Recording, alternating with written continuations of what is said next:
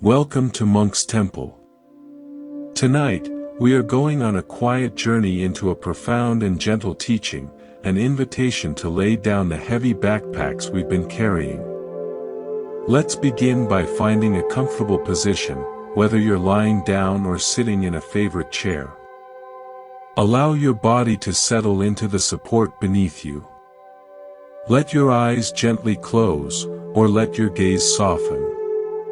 There is nowhere to go right now, nothing to achieve.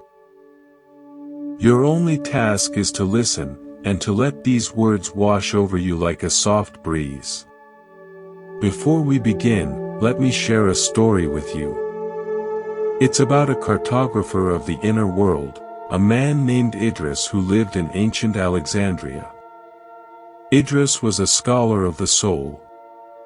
He didn't chart coastlines or mountain ranges, he collected and drew maps of spiritual paths.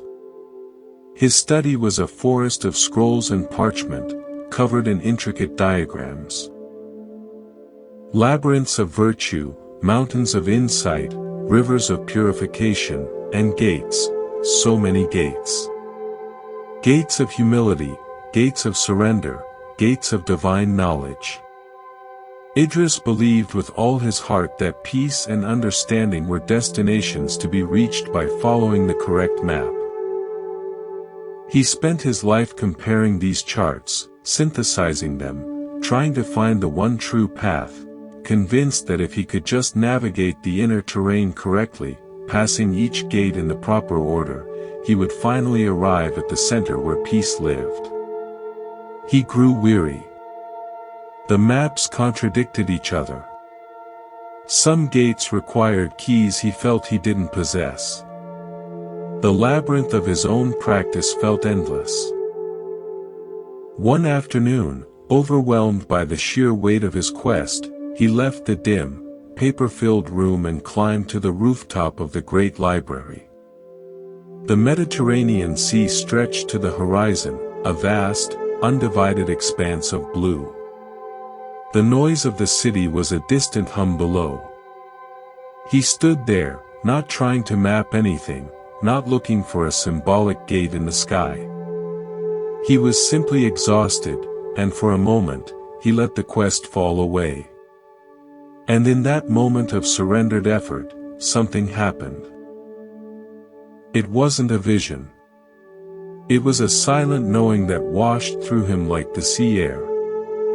All those intricate diagrams on his walls, the labyrinths, the mountains, the locked gates, they were all descriptions. They were fingers pointing at the moon. He had spent his life analyzing the fingers, their length, their angle, their symbolism, and had forgotten to look at the moon, which was shining all along on the parchment, on his hands, through the window. The peace he sought wasn't a point on any of those maps. It was the very awareness in which all the maps were drawn, studied, and puzzled over. The gate wasn't something to be found on the map, it was the realization that he had never been inside a structure that needed a gate. His ceaseless search had been the only wall. Idris returned to his study. He looked at his life's work and smiled, a gentle, relieved smile. He hadn't been wrong. The maps were useful pointers. But the destination they pointed to was not elsewhere in time or achievement. It was the aware presence that was reading the maps.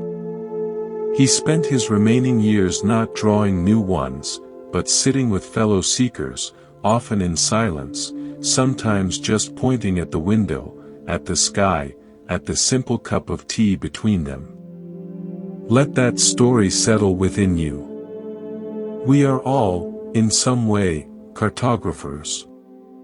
We create mental models of progress.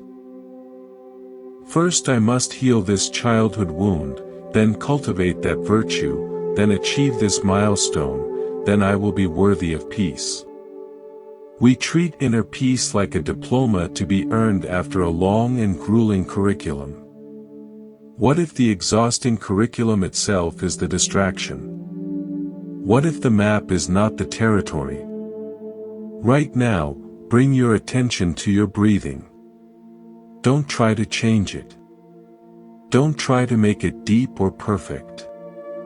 Simply notice the sensation of the air as it flows in and as it flows out. Feel the slight coolness on the inhalation, the slight warmth on the exhalation. There is no gate to pass through to feel this. It's already happening.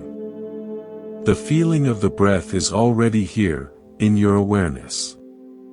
You are already in direct, intimate contact with life, in this simple sensation. This aware presence is your starting point, and in truth, it is also your destination. Our second story takes us to a very different landscape. The misty, green Isle of Skye in Scotland. By the sea on Skye lived a weaver named Elspeth. Her tapestries were famous. She could capture the very soul of the landscape, the deep gray of the rain, the fierce green of the moss, the heartbreaking gold of a sunset seen through broken clouds. Yet, Elspeth carried a hollow space inside her own chest. Her art captured beauty, but she felt forever separate from it, like a translator of a language she could hear but not speak. She was always one step removed. She heard tales of a reclusive wise woman, Morag, who lived in a sea cave, said to understand the old language of the land itself. Hoping for a secret or an incantation, a way to finally weave herself into the piece she depicted, Elspeth made the long, wet trek. She found Morag, ancient, her face a map of wrinkles, her eyes the color of the sea under storm. "I've come," Elspeth said, shivering, "to learn how to touch the piece I see.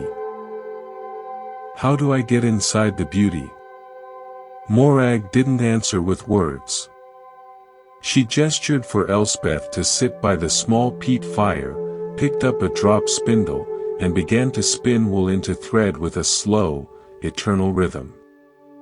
An hour passed in silence, just the crackle of fire and the whisper of the spindle. Elspeth grew restless. "Please," she finally said, "can you teach me?" Morag held up the spindle. "You see this thread? You think it connects two separate things, the raw wool and the finished yarn. But look." She stopped spinning. The connection was always there. The fiber's capacity to be thread was inherent in the wool. The spinner doesn't create the connection, she just reveals it by paying a certain kind of attention. She gazed at Elspeth, her eyes piercing. "You think there's a gap between you and the piece of the landscape. You weave it over there. But the loom you weave on, the hands that work, the eyes that see the green and the gray, where do they exist? Are they not also part of the landscape? The feeling of separation is the only thread you've spun that isn't real. Stop spinning that one. The others," she said, nodding to the world outside the cave, "are already woven." Elspeth walked home in the drizzle. She wasn't magically transformed. But she saw the rain differently. It wasn't a subject to be captured, it was falling on her, on the path, on the sheep, all one event, one living tapestry. The hollow space in her chest didn't fill with something new, it just seemed to become less of a separate chamber and more like the sky itself, open, allowing everything to pass through. Her next tapestry wasn't called the landscape. She called it breathing. We often live like Elspeth, creating beautiful representations of life while feeling fundamentally apart from the source. Modern neuroscience offers a fascinating mirror to this. Researchers study a network in the brain called the default mode network. It's most active when we're lost in self-referential thought, planning, reminiscing, worrying, comparing. It's the seat of our narrative self, the storyteller who says, I am separate from this. During states of mindfulness, flow, or deep presence, this network often quiets down. It's as if the constant mental commentary about our separation, the story of the lonely weaver, pauses. And what's revealed isn't a new self, but the direct, unfiltered perception that was always there, the experiencing self. The gate isn't suddenly opened, the noisy, anxious commentary about the gate simply ceases, and we see we were already standing in the open field. Let's bring this into your direct experience. Feel the weight of your body. Feel the pressure where your heels or your back meet the surface beneath you. These are not thoughts about weight. These are direct, immediate sensations. For just a few breaths, let your attention rest here, in these simple physical facts. This is presence. It doesn't require a key. It doesn't require you to be anyone other than who you are in this moment. Now, let's travel in imagination to the vast deserts of ancient Persia. There, an astronomer named Cameron possessed the finest telescope of his age.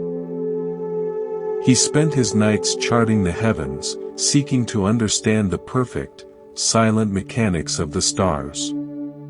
He believed that true clarity, the ultimate answer to life's confusion, was hidden in that celestial order, far from the messy turmoil of human emotions and relationships. Through his lens, he felt a pure, cold awe. But when he turned back to his own life, the family tensions, the personal anxieties, it all felt like a chaotic, painful failure. He sought out a Sufi dervish known for his ecstatic poetry. How, Cameron asked, can I bring the perfect peace of the stars down here to earth? How can I pass through the gate that separates this chaos from that sublime order? The dervish, who had been whirling gently, stopped and laughed. My friend, you have it entirely backwards. You are not looking through the telescope. You are the telescope. Cameron was bewildered. The telescope, the dervish explained, is a tube of metal and glass. At one end, there is the vast, infinite sky. At the other end, there is the human eye, with all its capacity for wonder and confusion. The telescope does not create the sky. It does not create the eye. It merely connects them. It is the point of contact. You believe the peace is out there, at the celestial end. You believe the problem is in here, at the human end. But the telescope itself, this very moment of looking, of being alive and aware, this is where the two meet. This is the jewel. You are not a flawed earth creature looking at a perfect sky. You are the looking itself.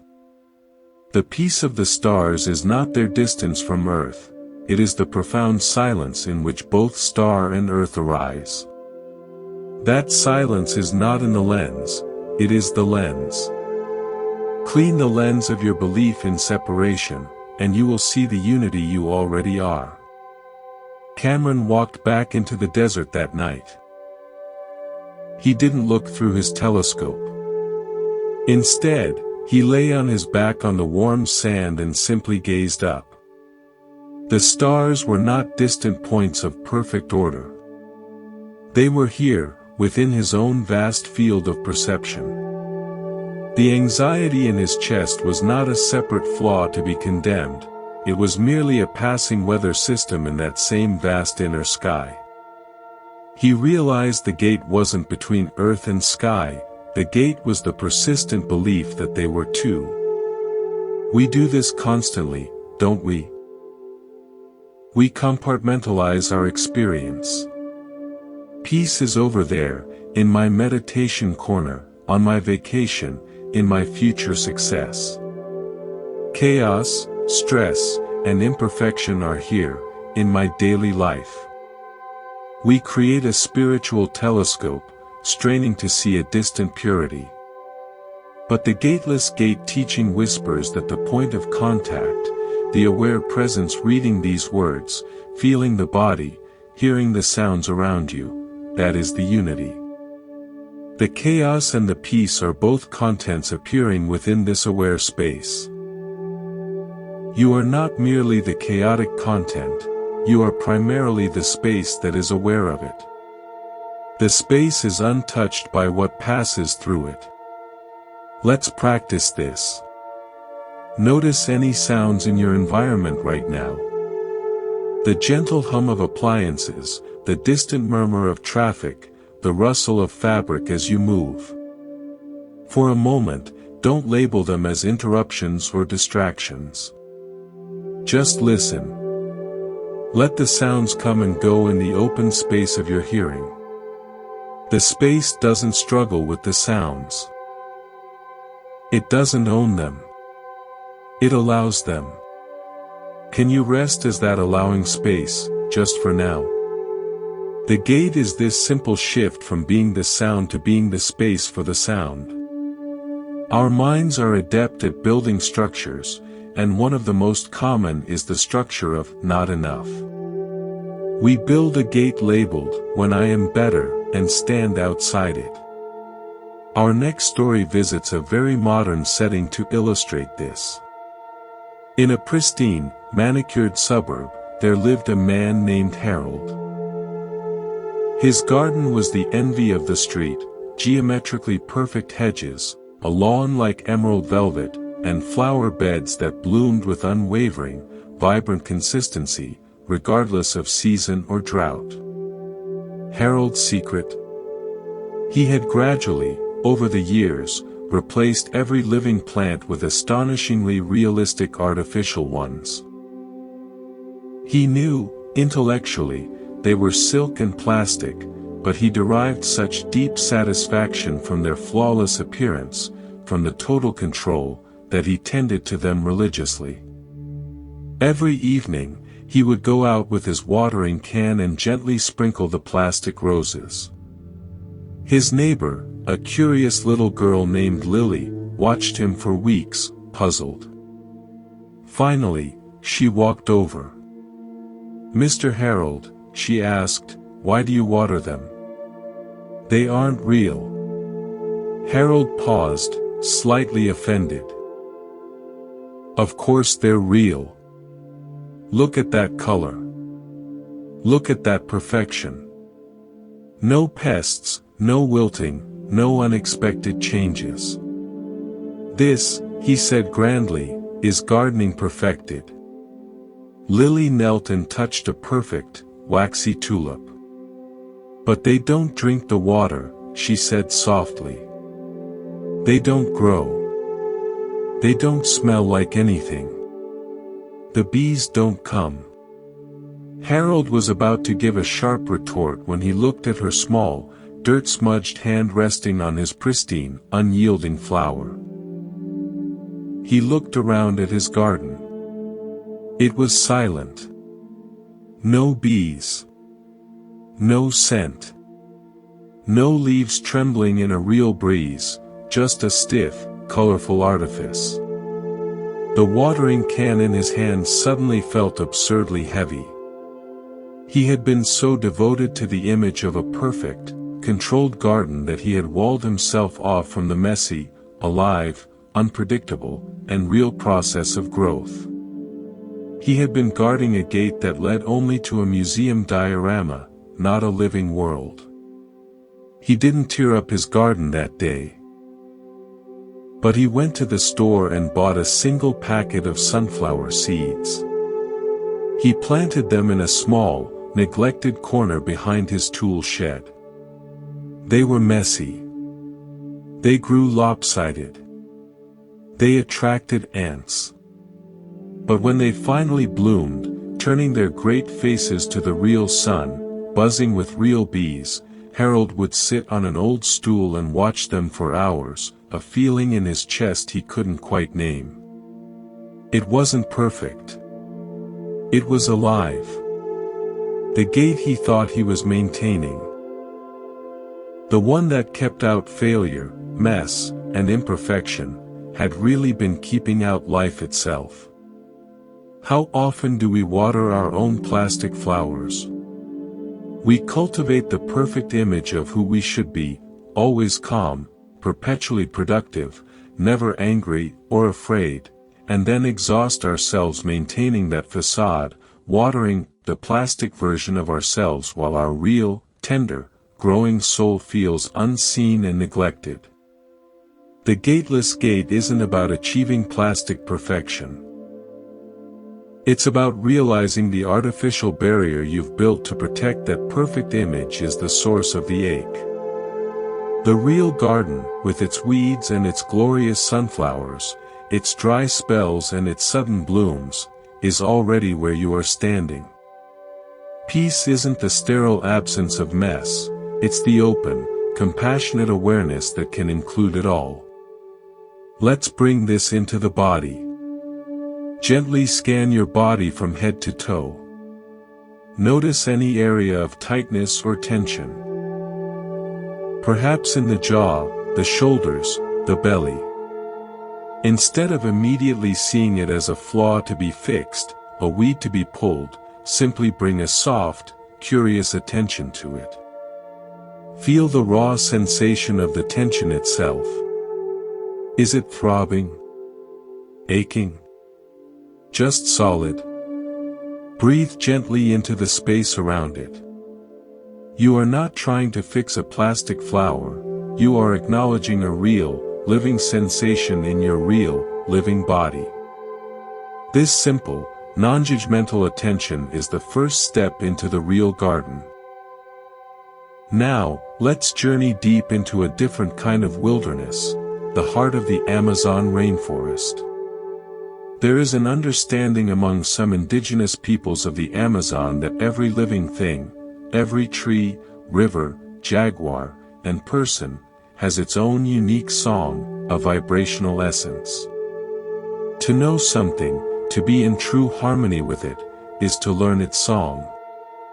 A young man of the tribe, Kawi, felt out of harmony. He felt his own song was weak, muddled, discordant against the great symphony of the forest. He believed he needed to go on a vision quest, to find a powerful spirit animal who would grant him a new, stronger, clearer song. His elder, a woman with eyes like still, dark water, listened to his plan. She nodded. Go. But listen for one thing above all else. What? Kawi asked. Listen for the silence between the songs. Kawi journeyed for days, fasting, seeking a vision. He heard the raucous choir of howler monkeys, the intricate, cascading melodies of bird calls, the rhythmic, pulsing drone of millions of insects. He tried to hear his own song among them and felt only confusion and inadequacy. Exhausted, he collapsed by a slow-moving Blackwater creek. In that exhaustion, his striving ceased. And then he heard it. Not a new sound, but the backdrop he had missed entirely, a profound, vibrant, alive silence. It wasn't an absence of sound, but a deep fullness that contained all sounds. The monkey's shriek arose from it and dissolved back into it. The bird's song was a beautiful ripple upon its surface. In that moment, he didn't find a new personal song. He realized his personal song was never meant to be a solo performance that competed with the forest. It was meant to be a unique expression of that foundational silence, just as the bird's song was. His feeling of being out of tune was simply him trying to sing over the top of everything else, instead of letting his note arise naturally from the same silent source that gave birth to all music. The gate wasn't to a new song, it was the quiet recognition of the silent source from which all songs, including his own, were already gracefully flowing. He returned to the village. He didn't speak of a new spirit. He just seemed quieter, more at ease. When he sang now, it was different. It didn't strain to be heard, it felt effortless, as if the forest itself were singing through him. Our minds are like kawi, constantly comparing our song, our personality, our achievements, our emotional state, to others, to an ideal. We think we need a new, better, more impressive song to be worthy. But the peace we seek is the silent, aware space in which the song of our thoughts, emotions, and sensations arises and passes. You are not just the fluctuating melody. You are also, and more fundamentally, the silence that hears it. Psychological research on a technique called self-distancing, viewing one's experiences from a slightly detached, observer perspective, shows it reduces emotional reactivity and suffering. This isn't cold dissociation, it's the gentle art of touching the part of you that is the silence between the songs, the aware space that can observe a feeling without being completely fused with it. That space is gateless. It is already, always present. Let's practice. For the next minute, let every thought, every passing feeling, every sound you hear, be like a bird singing in the vast forest of your awareness. Don't follow any one song. Don't get lost in the lyrics of a thought. Just rest as the open, sky-like awareness that contains them all, without judgment, without trying to change the tune. The sky doesn't own the birds, it allows them to fly. Can you allow your experience in this same, generous way? Now, let's travel to the orderly, ticking heart of old Prague, a city of clocks and precise beauty. In a workshop filled with the sounds of ticking and chiming, a master clockmaker named Joseph built the world's most complex astronomical clocks. His creations had dancing figures, orbiting planets, and chimed with celestial precision. Joseph believed the universe itself was a perfect clockwork mechanism, and that human suffering was merely a symptom of misalignment, a gear within us that was out of sync with the great cosmic order. His life's work, both professionally and personally, was to fine-tune his own inner mechanism through relentless discipline, to align every thought and action with perfect rationality and order. Yet, he was haunted by a subtle, constant anxiety, the fear of a missed beat, a speck of dust in the gears. His relationships felt transactional, his joys measured and brief. One day, a village carpenter came to him with a broken heirloom, a simple wooden box with a loose hinge. Joseph, slightly annoyed by the triviality of the task, fixed it in moments. As the carpenter thanked him, he placed his rough, weathered hand gently on the face of one of Joseph's most intricate brass clocks. "Such beautiful work," he said softly. "It tries to capture time. It measures time with perfect precision," Joseph corrected, a hint of pride in his voice. "Ah," said the carpenter, his eyes kind. "But does it know the warmth of the afternoon sunbeam that falls through your window there?" "My box," he said, tapping the repaired hinge, "holds my granddaughter's first tooth." Your clocks measure seconds, but can they hold a memory? Time isn't in the gears, master clockmaker. It's in the space between them. Life isn't in the tick, it's in the talk. The man left. Joseph stood in his suddenly silent workshop. The sunlight was streaming in, full of dancing dust motes. He had never truly seen it. He was always listening for the next tick, ensuring the unbroken order. He realized he had been worshipping the measurement instead of the thing being measured. He had tried to turn himself into a clock, believing peace was found in perfect, soulless alignment. But life, love, peace, these weren't the ticks and tocks. They were the living presence in which the machinery of moments appeared. He had been maintaining a gait that kept out the messy, warm, sunbeam-filled reality of simply being alive.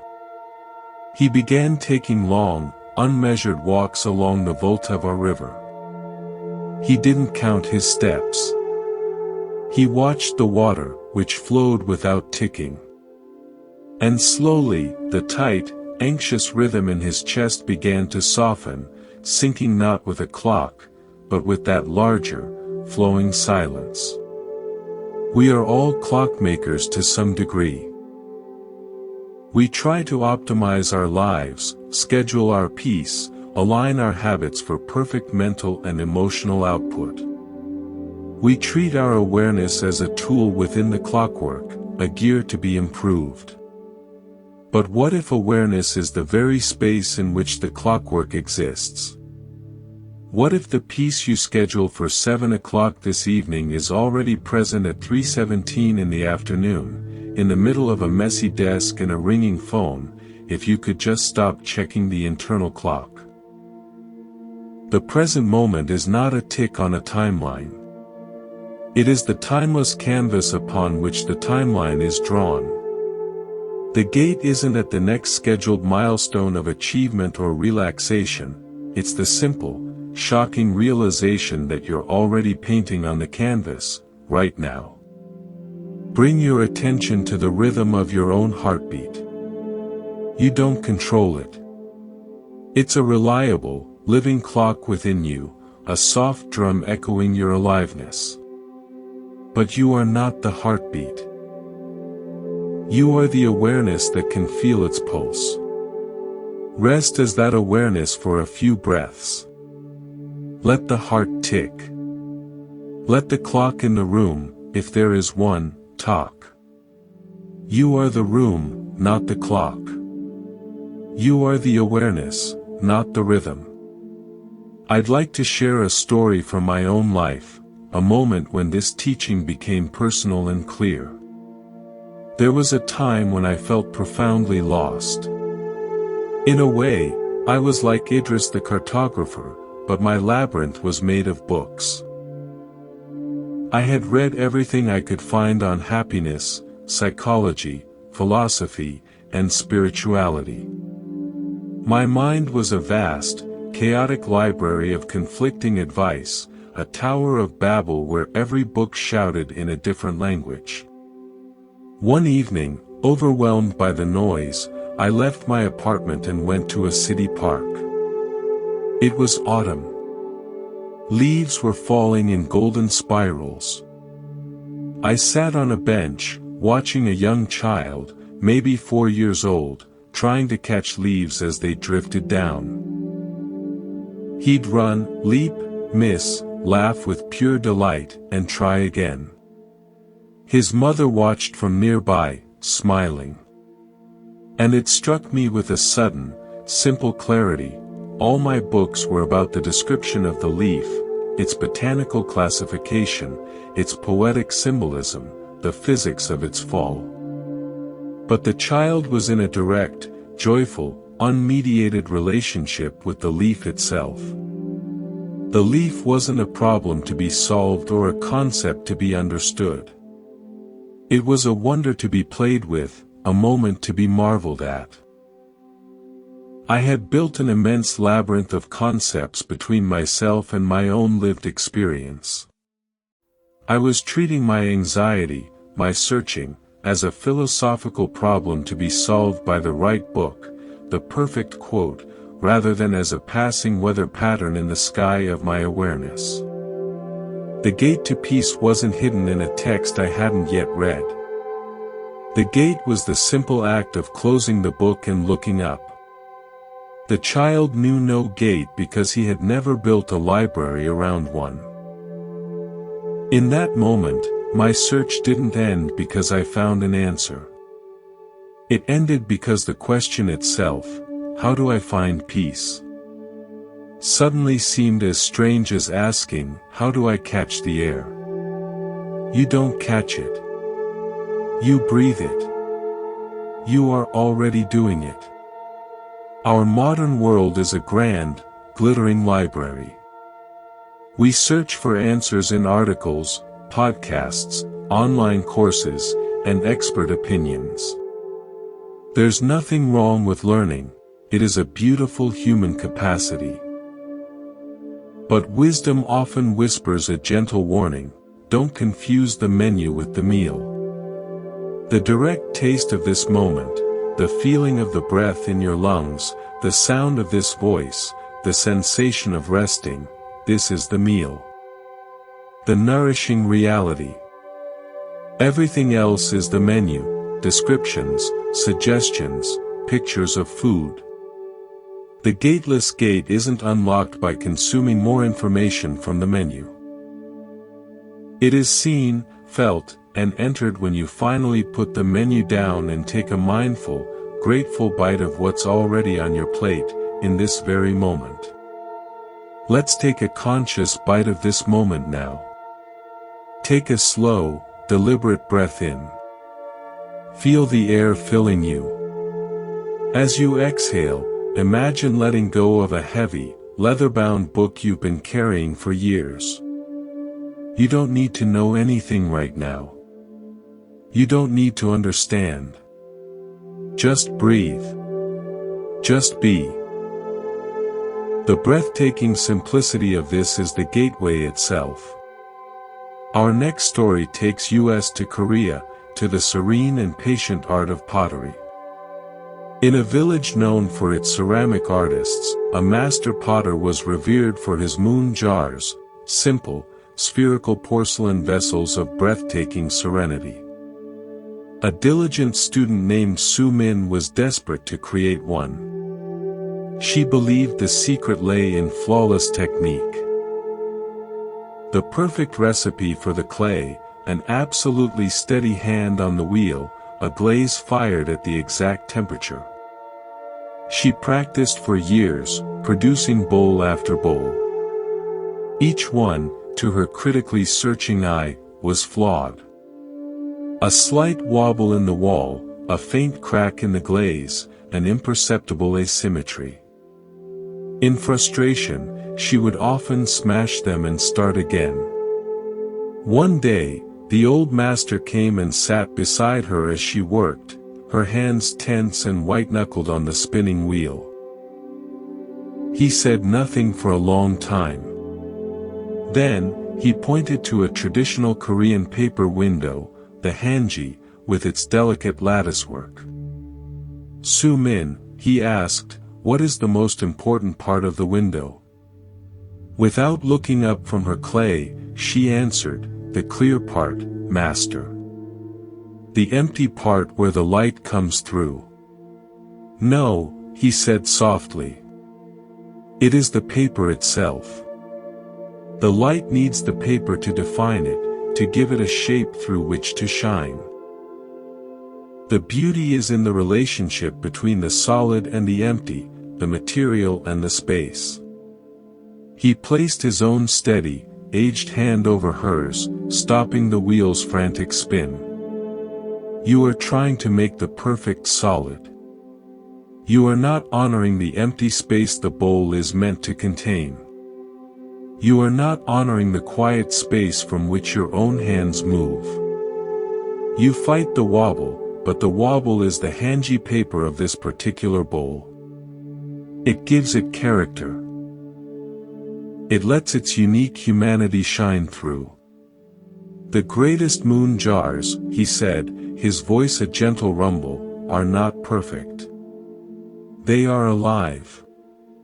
They contain the silence. Su Min looked at her latest bowl, still centered on the wheel. She saw the slight irregularity not as a fatal flaw, but as a unique pattern in the paper, a beautiful shaping of the emptiness within. She didn't smash it. She carefully finished it and fired it. It became the first piece that others looked at and called serene. The piece wasn't in the impossible perfection of the form, but in her newfound acceptance of the essential dialogue between form and emptiness. The gate she had been trying to unlock led only to a sterile museum of perfect, lifeless objects. The truth was, the gate was an opening, it was the empty space inside the bowl, and the open, accepting awareness that shaped it, and it was already, always open. We treat ourselves like Su Min, don't we? We try to craft a perfect persona, a flawless life story. We see our quirks, our past mistakes, our emotional unevenness as fatal flaws to be eradicated before we can be whole. But what if those very imperfections are the hanji paper that gives beautiful, unique shape to the light of your consciousness? What if your vulnerability, your history of struggles, are not walls blocking your peace, but the intricate latticework of your window, the design through which your unique light shines? The peace you seek isn't on the other side of eliminating these flaws. It is the open, compassionate space that holds them, that allows them to be part of your authentic, human, and beautiful design. You are both the clay and the sacred space inside the bowl. Let's practice this acceptance. Bring to mind gently, very gently, something you often see as an imperfection in yourself, a recurring worry, a physical trait you dislike, a remembered failure. For just a moment, do not try to fix it. Do not analyze it. Instead, imagine it as a particular pattern in the paper window of your being. Now, see if you can sense the open, aware space that surrounds that thought or feeling. That space is vast, untouched by the imperfection. It holds the pattern without being defined by it. Rest your attention in that holding space. That is your true nature. Let us now journey to a place of elemental power, where the raw forces of nature meet human solitude.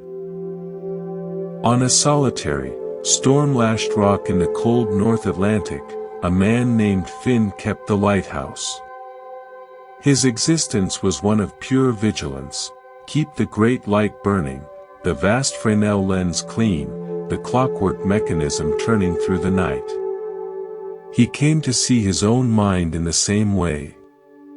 He believed inner peace was a state of constant, unwavering watchfulness. A fierce beam of consciousness that had to repel the storms of emotion, pierce the fog of confusion, and keep the dangerous rocks of negative thought at bay. He was perpetually on guard against his own inner weather. Over decades, this stance made him rigid, lonely, and deeply tired, though his external light never once failed. Then came a night of a hurricane of legendary force. The waves were not waves but moving mountains of black water. The wind screamed like 1,000 beasts. Finn fought heroically, but a colossal, shattering wave exploded against the lantern room, destroying the glass and dousing the great light. Plunged into absolute darkness, with the storm raging in its full, terrifying fury, Finn did the only thing left to do: he surrendered. He ceased fighting. He curled up in the stone core of the tower, exhausted, defeated, and simply waited. And in that total surrender, he noticed something. Without the fierce, focused beam of his lighthouse cutting through the dark, his eyes slowly adjusted. He saw, through the broken windows, not mere blackness, but the incredible, eerie phosphorescence of the churning sea itself, a living galaxy in the water. In fleeting moments when the clouds tore apart, he saw the sky ablaze with more stars than he had ever seen from behind the bright lens of his duty. The storm was still raging, an awesome power, but he was no longer at war with it. He was a small, quiet part of a vast, wild, and awe-inspiring phenomenon. He was witnessing it, not fighting it. When the storm passed and the repair crew arrived, they found Finn a changed man. He still kept the light, but differently. He understood now that the beam was a tool for others, a guide for ships, not a weapon for his own inner war. His peace came not from a fiercely maintained focus of control, but from the depth of the silent, stone-solid awareness within him that could witness both the cataclysm and the starry peace without being shattered by either. He had thought the lighthouse, the striving, the vigilance, was his identity. He realized he was the unshakable rock upon which the lighthouse was built. The gate had been his belief that he had to generate and maintain the light of peace through effort. The truth was that he was the foundation, and the natural light of awareness shone clearly when not obstructed by constant, desperate struggle. How often do we become lighthouse keepers at war with our inner climate? We believe peace is a fierce, constant beam of positivity or control that must actively repress the negative, whether of sadness, anger, or fear. This is profoundly exhausting.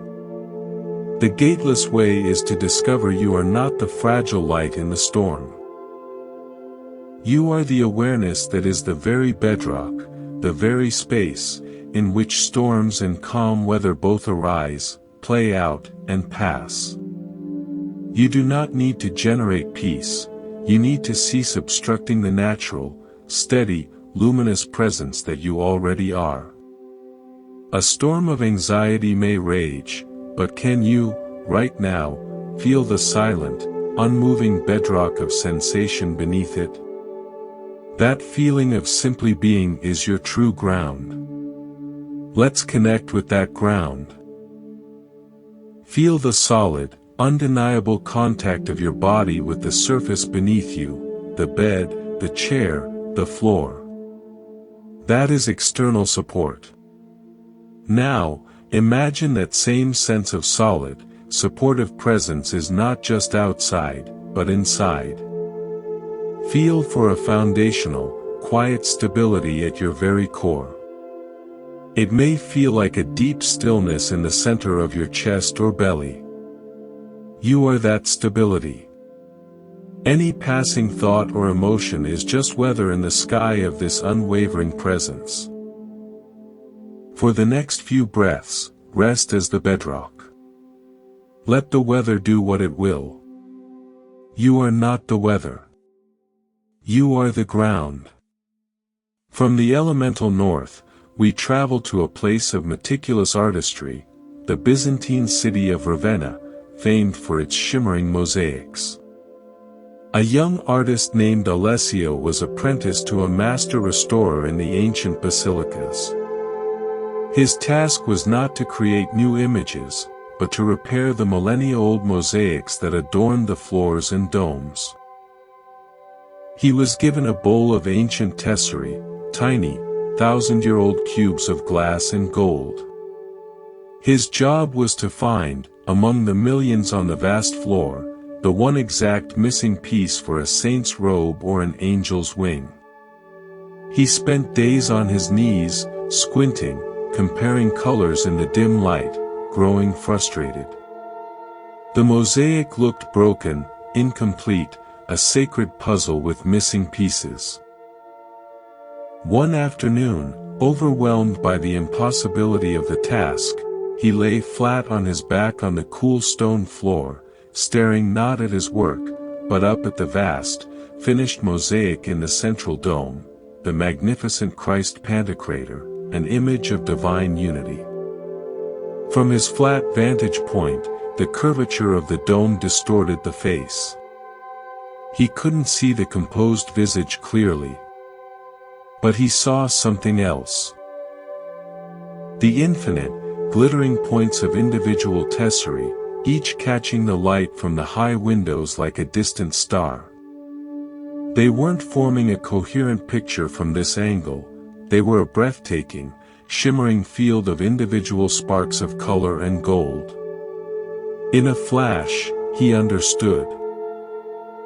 He had been so focused on the missing piece that would complete the picture of the saint on the floor, he had missed the inherent, complete beauty of each individual tessera, and the radiant, collective whole they already formed, even with gaps. The incompleteness was part of its ancient, lived history, its story of survival.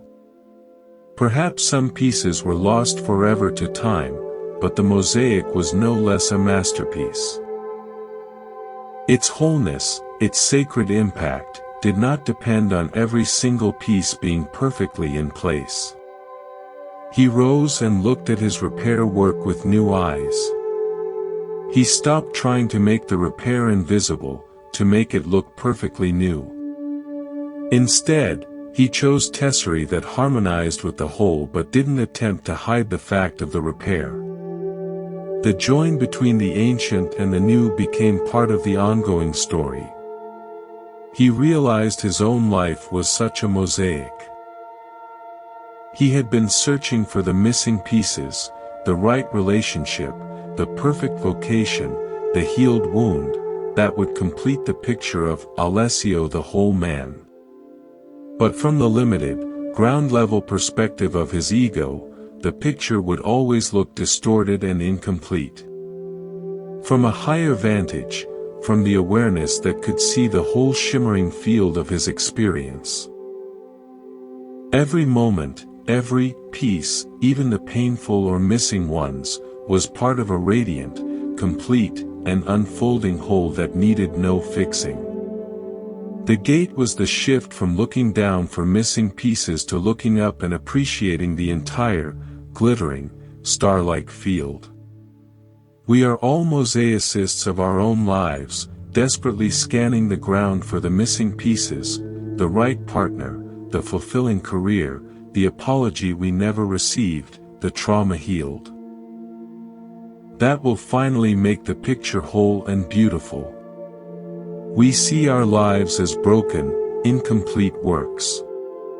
But what if, from the perspective of the awareness that witnesses it all, your life is already a complete, shimmering, imperfectly perfect work of sacred art? The gaps, the losses, the cracks are not errors, they are part of the authentic design, letting in a different kind of light, telling a true story. The relentless search for the missing piece is the only thing that creates the persistent sense of lack. The wholeness you seek is found in the gracious acceptance of the entire, unfinished, glorious mosaic. You are both the individual, glittering tessera, and the entire golden dome. Let's contemplate this. Think of your life not as a linear story with a missing climax, but as a mosaic. See if you can, for a peaceful moment, view it not as a picture that's incomplete, but as a vast collection of moments, some bright gold, some dark blue, some smooth, some rough, all held together in the golden mortar of your present, accepting awareness. That holding awareness is itself complete. It lacks nothing. It is the canvas and the glue. Rest as that. Now, we go to a place of great fluidity and power, the Mekong River. Vanek was a guide on the great Mekong River. He knew every rapid, every sly eddy, every hidden current for hundreds of miles. Tourists trusted him with their lives. Yet Vanek himself was secretly afraid of the river. He saw it as a series of dangerous problems to be solved, a rock to avoid here, a whirlpool to skirt there. His mind was a constant, tense mental map of hazards. He never felt the river's flow, he was always in a subtle state of opposition to it, mentally fighting it. One year, the monsoon rains were catastrophic. The river rose to a level he had never navigated. A group of researchers desperately needed to get upstream.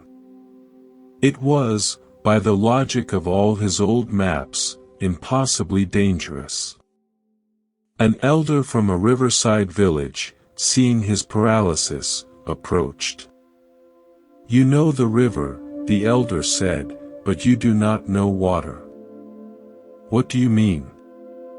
Vanek asked, impatient with the riddle.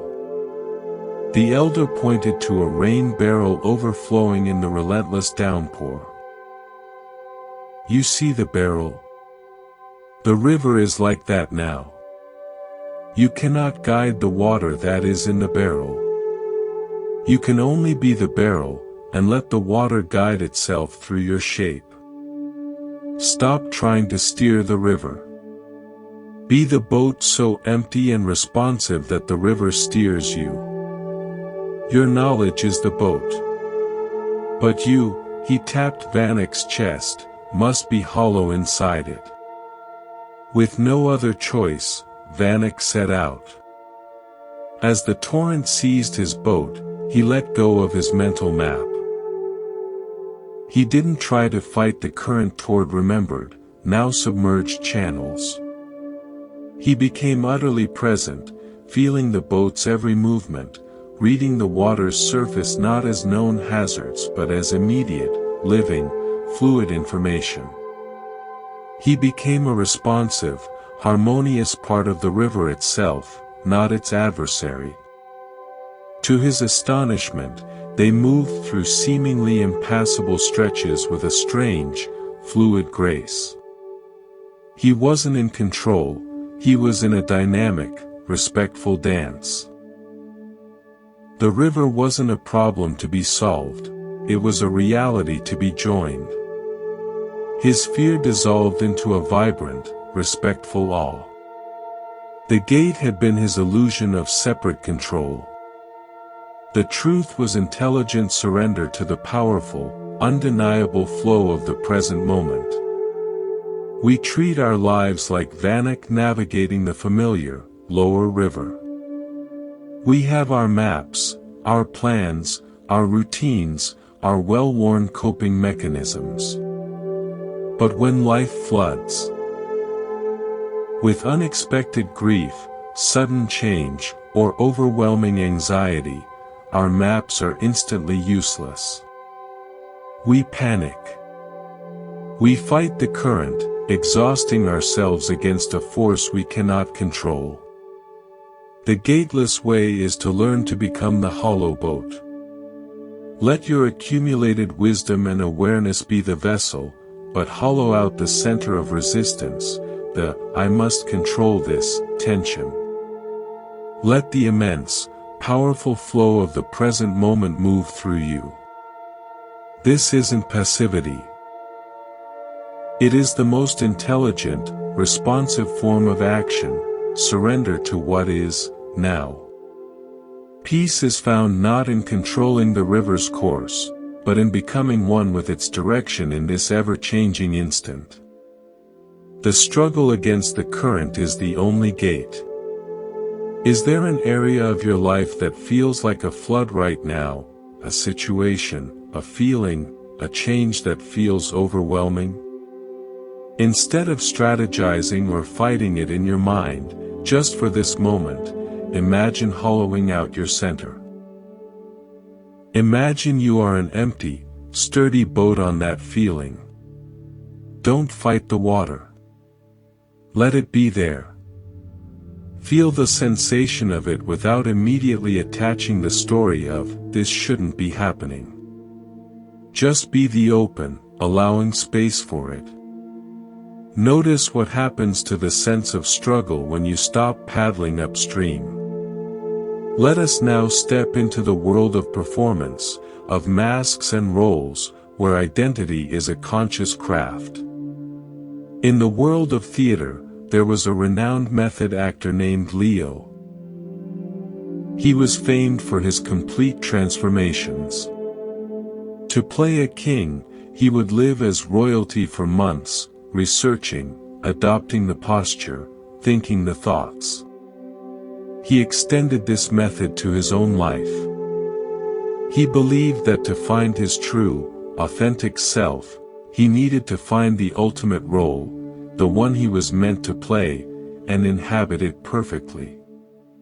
He cycled through identities: the intellectual, the mystic, the philanthropist, the rebel. Each felt profoundly true for a season, then would begin to itch like an ill-fitting costume, leaving him feeling hollow backstage, in the silent solitude of his dressing room when the grease paint was wiped away. During a particularly grueling run of Hamlet, a play about a man paralyzed by pretense and the search for an authentic nature, Leo was struggling. An old stagehand, who had watched decades of actors come, go, shine, and burn out, noticed his distress. As Leo stared into the mirror, removing the prince's makeup with slow, weary strokes, the stagehand spoke. "Tough one, eh? All that, to be or not to be?" Leo sighed, the weight of the question pressing on him. "It's all to be. I don't know who to be when the curtain falls and I'm not being someone else." The stagehand chuckled softly, polishing a prop crown with a soft cloth. "You see that spotlight?" He pointed to a powerful lamp hanging in the fly system above. "When it's on, it illuminates Hamlet, or the king, or the fool. Bright. Clear. Defined. But where does the light come from? It comes from the lamp up there in the grid. The lamp itself never becomes Hamlet. It can't. It just shines." "The actor," he said, tapping Leo's chest gently with a blunt finger, "is the lamp. The roles are just what you choose to shine on. You've been trying to become the things you shine upon. No wonder you're exhausted. You can't become a shadow. Your job is just to shine, son. The rest is just play." That night, Leo sat alone in the dark, empty theater. A single work light was on, a bare bulb, the lamp. It shone a stark circle on the empty throne center stage. He realized with a shock of clarity that he had spent his entire life trying to glue his identity to the throne, to the costume, to the scripted lines. But his essential nature was the capacity to take on any form, to shine the light of awareness on any experience. His true self wasn't a specific role to be found and frozen, it was the luminous, sourceless awareness that could play any role without being permanently trapped by it. The dressing room silence he feared wasn't emptiness, it was the pure light before it hits any object. The gate was his desperate belief that he had to find and become the right character.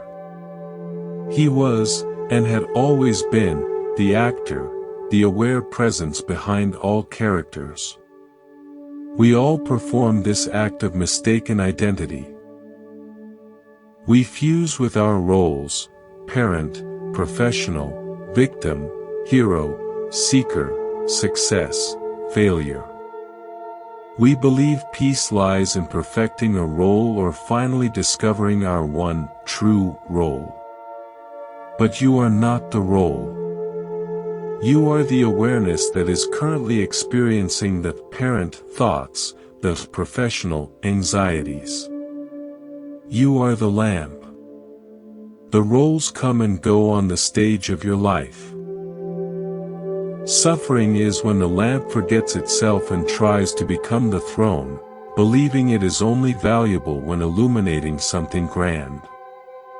Freedom is when the lamp remembers its own shining nature, and thus can enjoy the play, the comedy, the tragedy, the farce, without fear of the next scene change or the final curtain. You are not what you are aware of, you are the awareness itself. That is the gateless truth.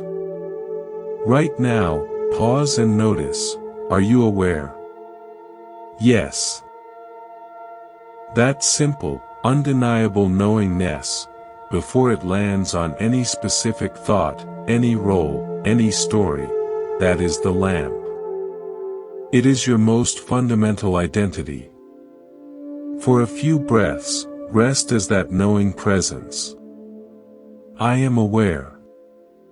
This is not a thought. It is a direct experience. This is home. From the world of drama, we move to the precise world of science, where measurement is king. In a modern physics laboratory, Dr. Eris was consumed by quantum mechanics. Her world was one of probabilities, wave functions, and the mysterious moment of collapse into a definite particle. She began to apply this framework to her own mind. Her thoughts were probabilistic clouds, her decisions were collapses into action. She became convinced that peace, a stable, measured state, would come when she could finally quantify and control her own internal quantum field, predict her emotions, and choose her state with scientific precision. She worked tirelessly, using biofeedback, neural monitors, every tool of quantification.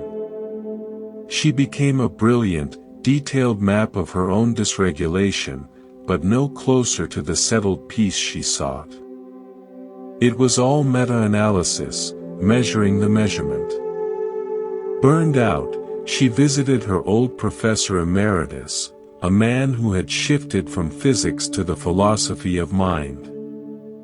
She laid out her frustration. I can measure the brain activity associated with peace, with anxiety, with focus. I can see the waveforms. But I can't find the observer. The me that sees the measurements. It's like trying to use a ruler to measure the ruler itself. The instrument is part of the system and gets in the way. The old professor smiled, his eyes crinkling. You've hit the event horizon of the self-referential system. The eye cannot see itself seeing. The measuring device cannot measure itself measuring. This isn't a technical problem to be solved with a better instrument, Eris. It's a beautiful signpost. A signpost to where, she asked, weary. To where you already are. You are looking for the observer as an object in the quantum field of your brain activity. But the observer isn't in the field. The field, all your thoughts, your measurements, your sensations, appears to the observer. You are not the collapsing wave function. You are the silent laboratory itself, within which the entire experiment of your life is taking place. You can't measure the laboratory with equipment that exists inside it. The peace you seek isn't a stable particle to be captured on a readout. It is the unchanging, aware space, the laboratory, within which all particles and waves of experience dance. He poured her a cup of tea, the steam curling between them. Stop trying to measure the laboratory. Be the laboratory. Eris sat with this, a weight lifting.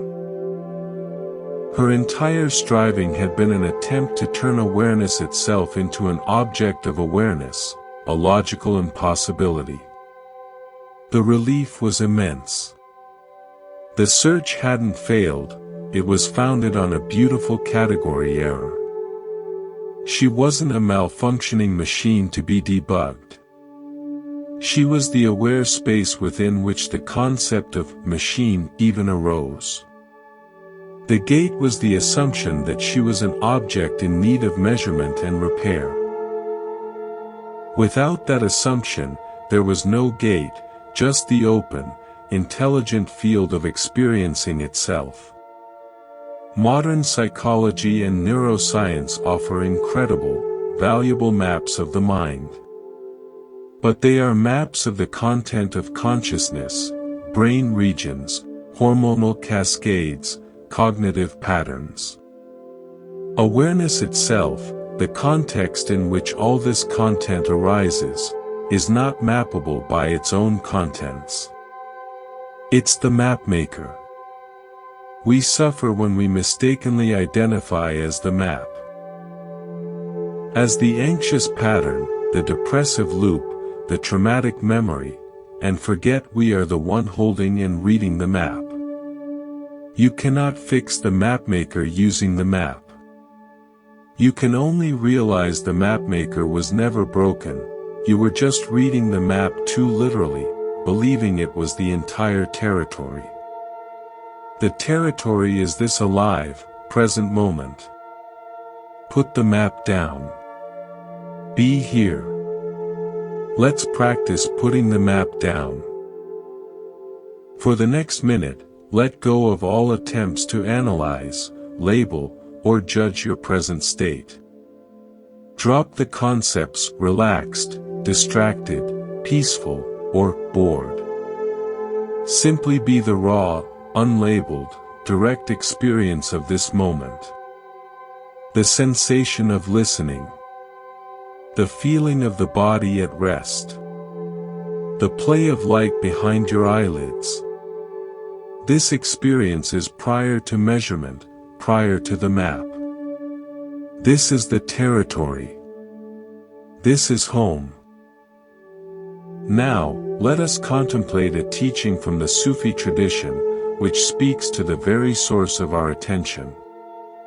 A seeker journeyed across a vast desert to find a famed Sufi master who lived at a small oasis, renowned for his abiding joy.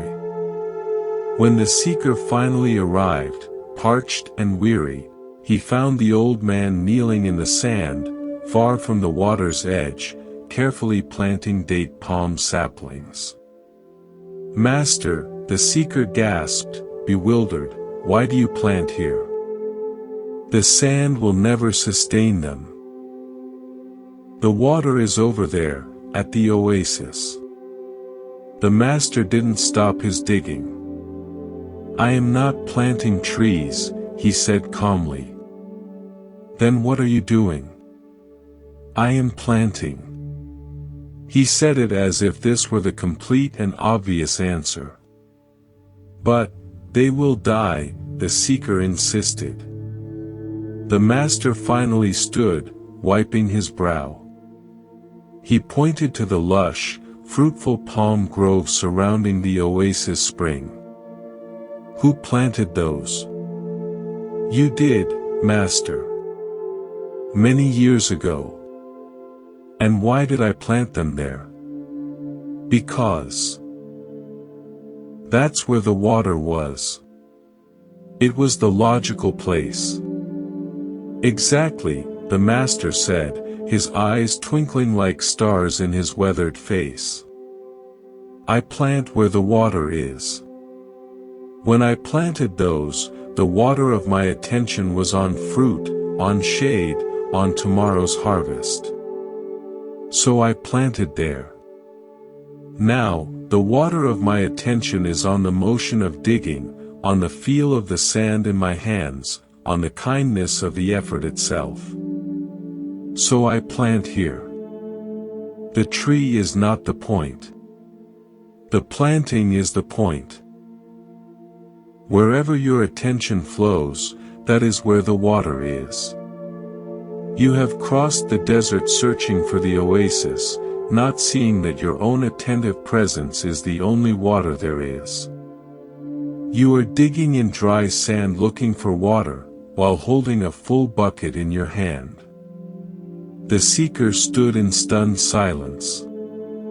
He had been looking for the right external conditions, the perfect oasis of circumstance, for his peace to grow. He hadn't realized that his own present moment attention was the life-giving water itself.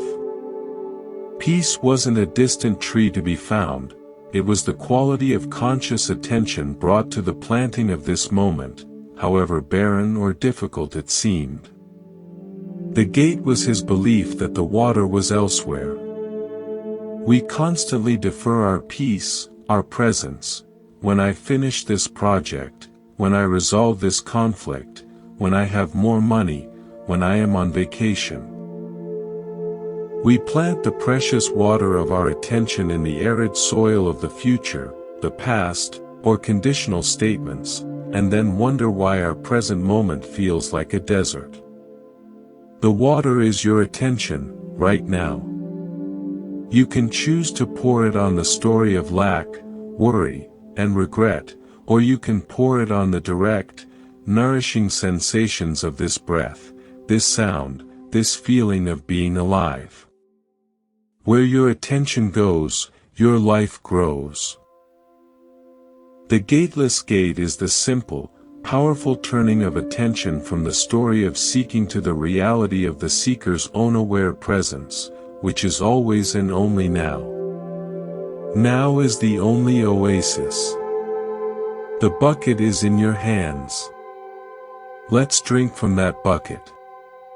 For the next few breaths, pour the clear water of your attention completely onto the physical sensation of breathing.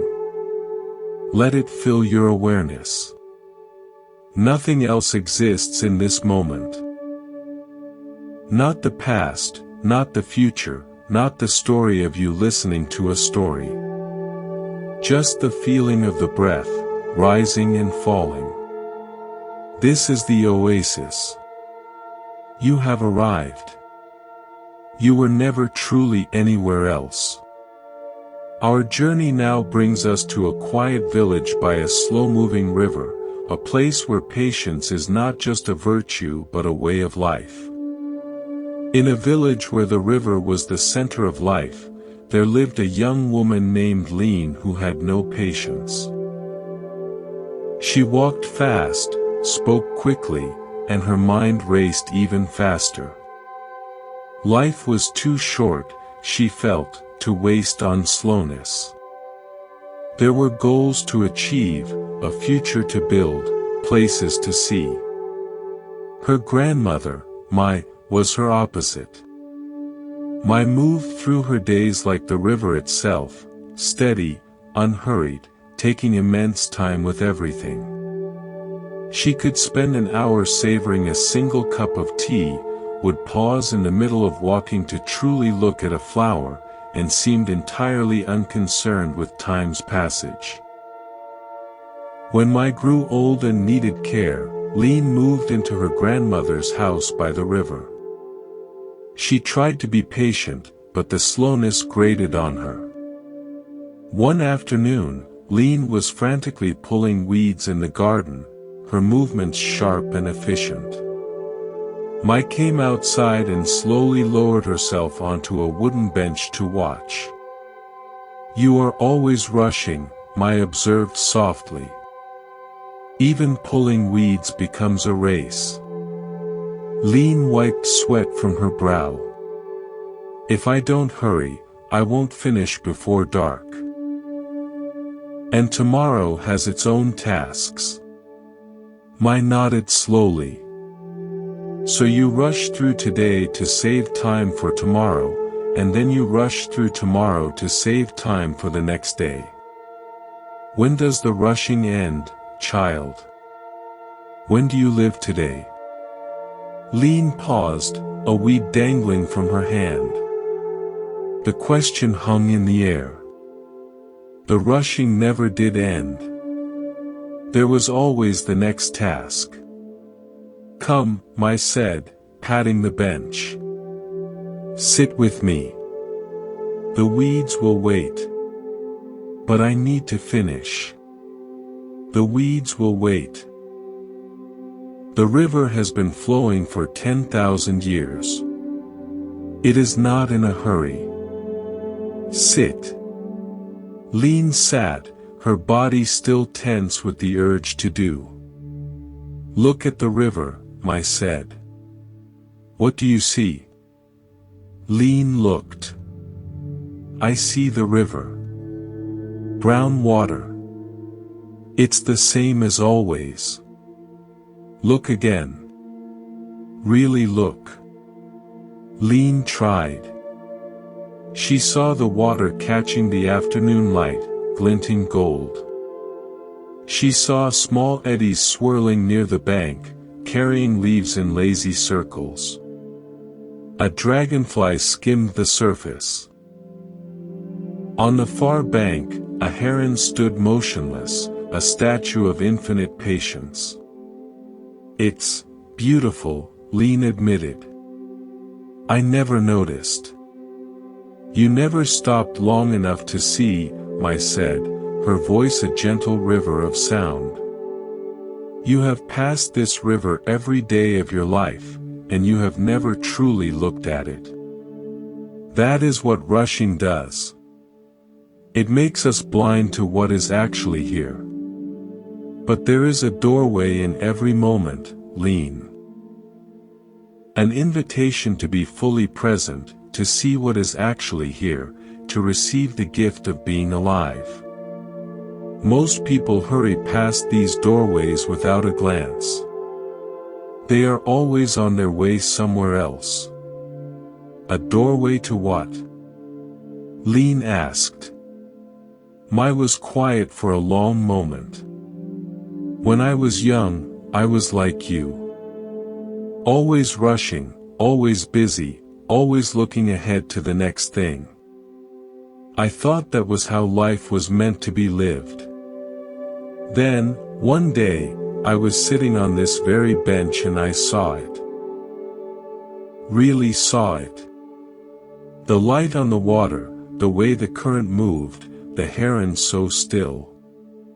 And something in me stopped. Not just my body, something deeper. The constant rushing in my mind went quiet, and I was just here. Just present. Just alive. What happened? Nothing dramatic. But everything felt different. Vivid, real. Like I had been sleepwalking and had suddenly woken up. And I realized, this was what I had been rushing toward all along. This simple presence. This being here, fully here, with what is. I had been looking for a gate to pass through. I discovered the gate was right here. Every moment was the gate. I had just been too busy rushing to walk through. Lean sat with this, feeling the solid wood of the bench, the warmth of her grandmother's hand. She tried to be present the way I described.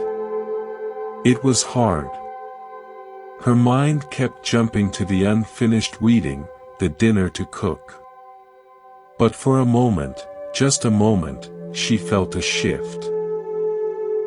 The river became more vivid. The sounds of the afternoon clarified. She was here. Actually here. Oh, she whispered. Yes, I said, smiling. That is it. That is the gate opening. Not somewhere else. Not at some special time.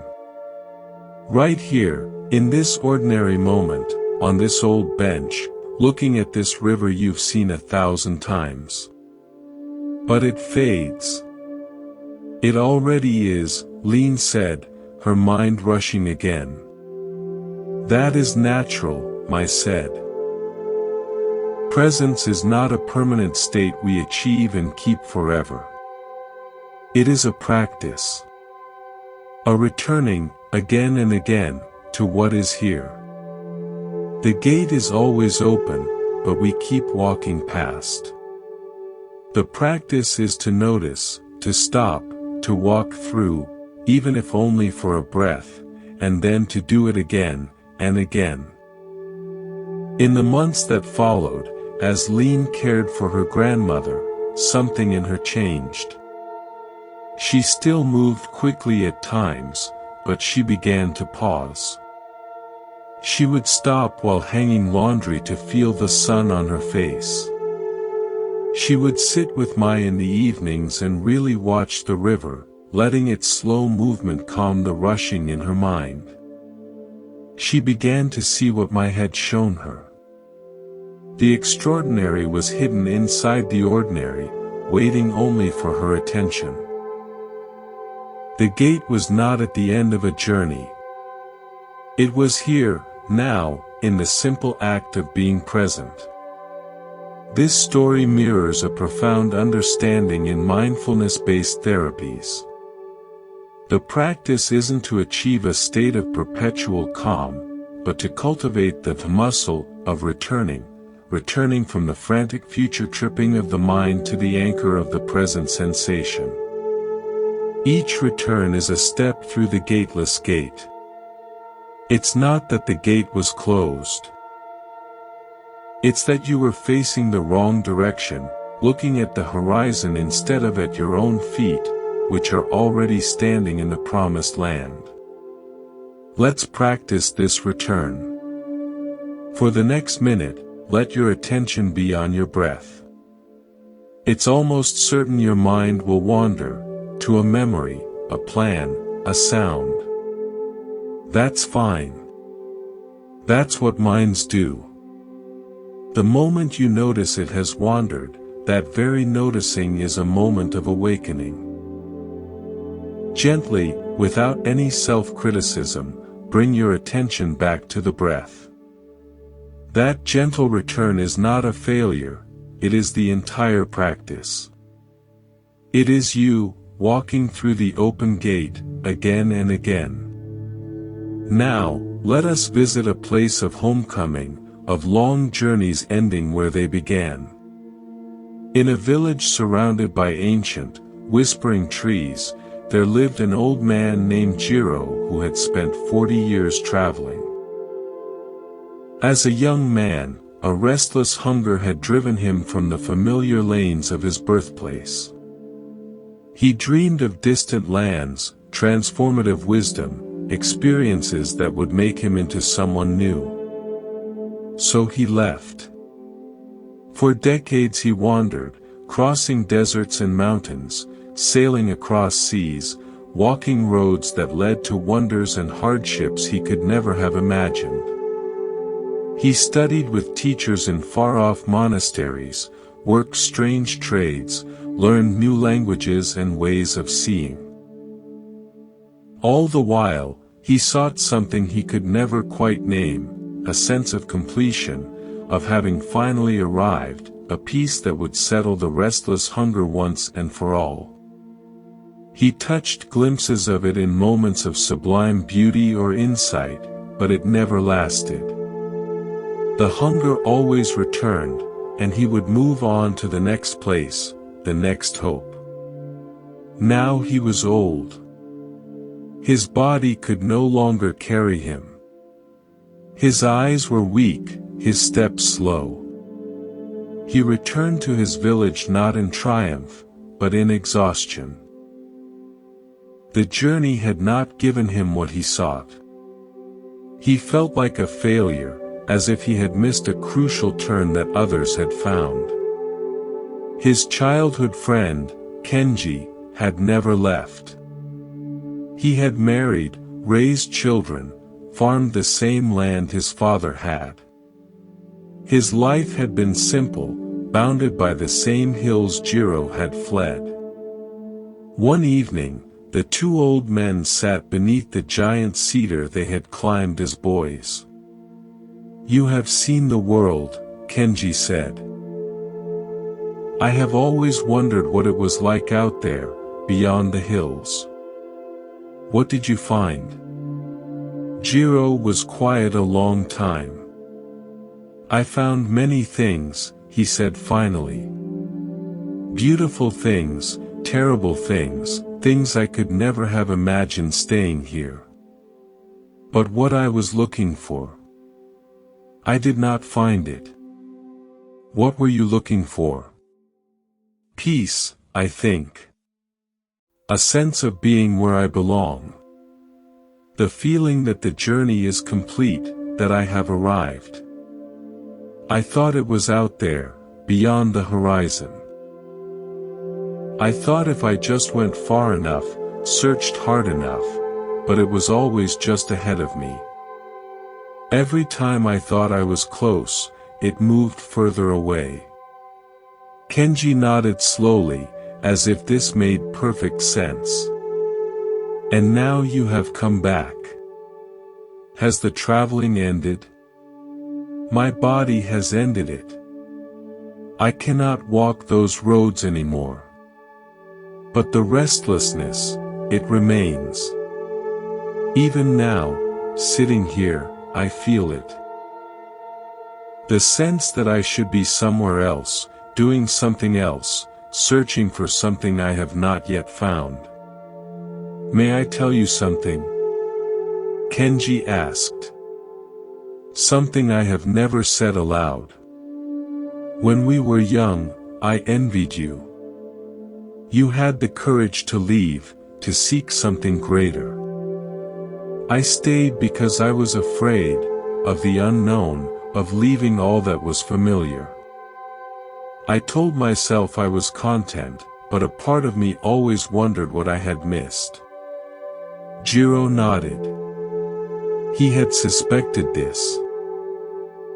But something happened over the years, Kenji continued. I stopped wondering.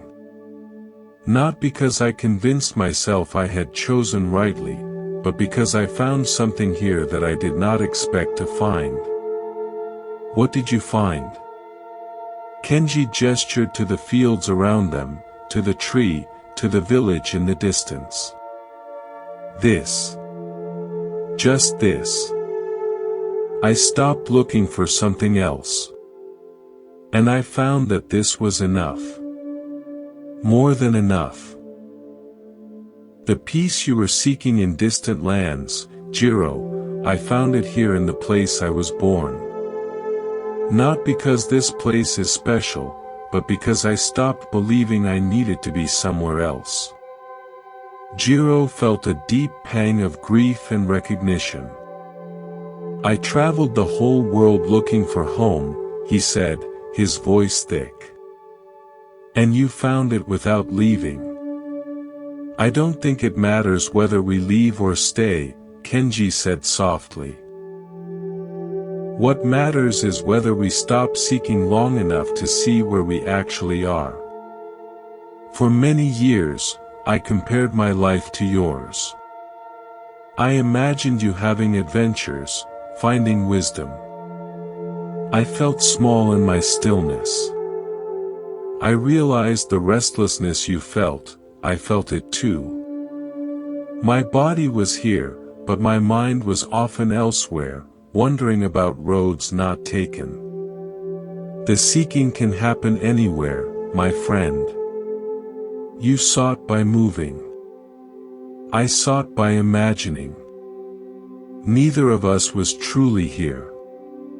And now I am here. Not because the thoughts about other places stopped, but because I stopped believing those thoughts were telling me something important. This place, these fields, these familiar faces, they are enough. They were always enough. I just couldn't see it while I was busy looking elsewhere.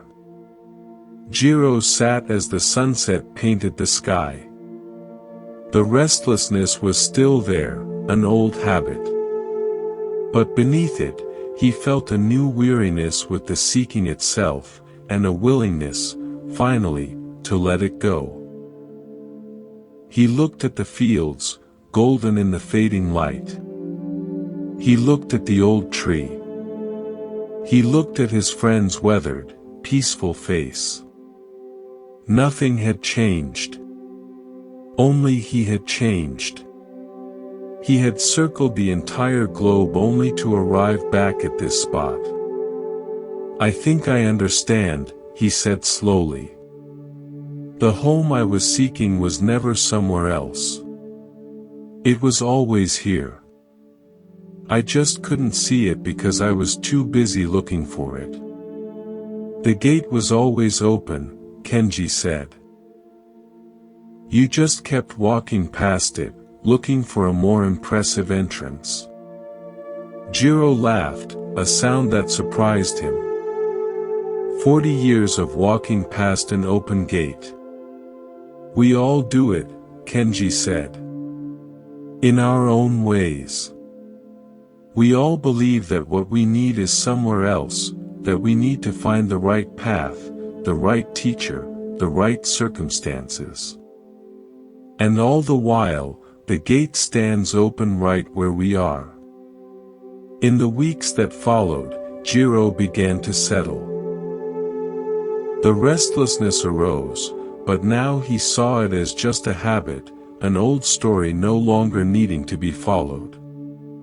He would sit under the cedar tree and watch the light change. He would talk with villagers he'd known as a child. He would eat simple food and sleep in a simple room and wake to the same sunrise. Sometimes he missed the road, the freedom. But he also understood, for the first time, that the freedom he sought through movement was also available in stillness. The excitement of discovery was also present in the familiar, if he looked with fresh eyes. And slowly, the peace he had sought for 40 years began to find him. Not because he had achieved anything, but because he had finally stopped running. He had finally let himself be where he was. He had finally come home. Let us now explore a story from the world of craftsmanship, where the pursuit of excellence can become its own kind of prison. In a city renowned for its musical tradition, there lived an instrument maker named Felix. He crafted violins of such sensitivity and beauty that it was said they could weep with human sorrow and sing with angelic joy. Felix, however, was never satisfied. He listened to the great masters play in the concert hall and heard only the flaws in his own work, a note that lacked purity, a passage that didn't soar quite freely enough. He believed that true peace would come only when he created the perfect instrument, one that would unlock a sound so transcendent it would finally silence the critical voice in his own mind. He worked in isolation, year after year, refining his techniques, seeking older woods, more precise varnishes. His workshop filled with instruments that the world would have called masterpieces, but to Felix, they were failures, steps on a path to a destination that remained just out of reach. He grew isolated, his world shrinking to the four walls of his workshop, his ears tuned only to imperfection. One day, a street musician, a woman with a weathered face and a violin case held together with tape, stopped outside his shop. She was playing a simple folk tune, her instrument old and slightly out of tune, but her playing was filled with such raw, unguarded feeling that people stopped to listen, some with tears in their eyes. Felix heard it from inside. At first, his craftsman's ear winced at the technical flaws. But the feeling in the music seeped through his walls of judgment. He went outside. When she finished, he approached her. "Your violin," he said, "it is old." She smiled, not offended. "It has stories. Like me." "May I see it?" he asked, the craftsman in him curious. She handed it to him. It was a humble instrument, poorly repaired in places, the varnish worn to the wood in spots from years of use. It was the opposite of everything he strived for. And yet, it felt alive in his hands. "It doesn't sound perfect," Felix said carefully. The musician laughed. "Of course not. It's been played in the rain, stored in cold attics, and loved by clumsy hands. Its imperfections are its voice. The music isn't in the perfect wood or the perfect string, sir. It's in the space between the effort and the surrender. My job isn't to make a perfect sound.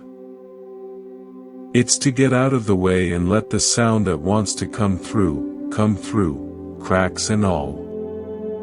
Felix stood holding the humble violin as the woman packed up to leave. Her words echoed in his silent workshop long after she was gone. Get out of the way. He had been putting everything in the way, his ambition, his standards, his dream of perfection.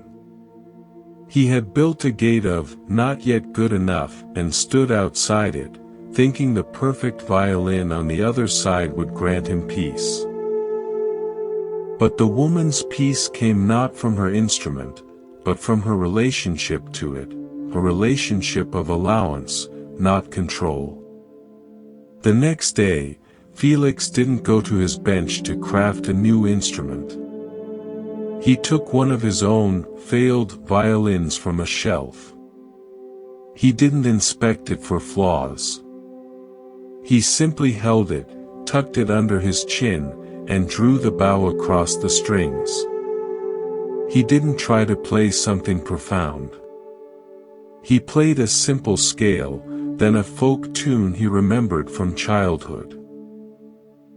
The sound was, of course, beautiful. But for the first time, he wasn't listening to the violin. He was listening with it. He was the space for the sound, not its critic. The gate he had guarded so fiercely hadn't led to a perfect instrument, it had led him away from the simple joy of making music. When he put the violin down, the workshop was quiet, but the critical voice was quiet too. It had been drowned out, not by perfect sound, but by sincere participation. We often treat our lives, our minds, our hearts, as instruments that must be perfected before we can play the song of a peaceful life. We wait for all the conditions to be just right, for all our flaws to be sanded away. But life, like music, happens in the playing, not in the perfect construction of the instrument. The cracks, the wear, the unique history, these aren't barriers to beauty, they are the sources of character, of resonance.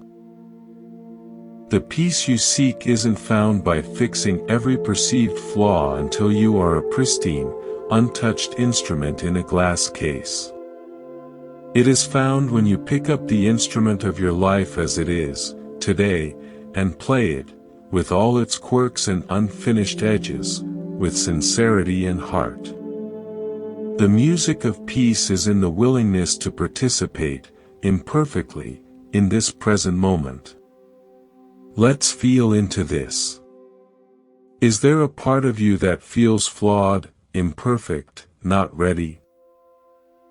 Instead of seeing it as a problem, imagine it as a unique characteristic of your instrument, a scratch on the wood that gives it a distinctive tone.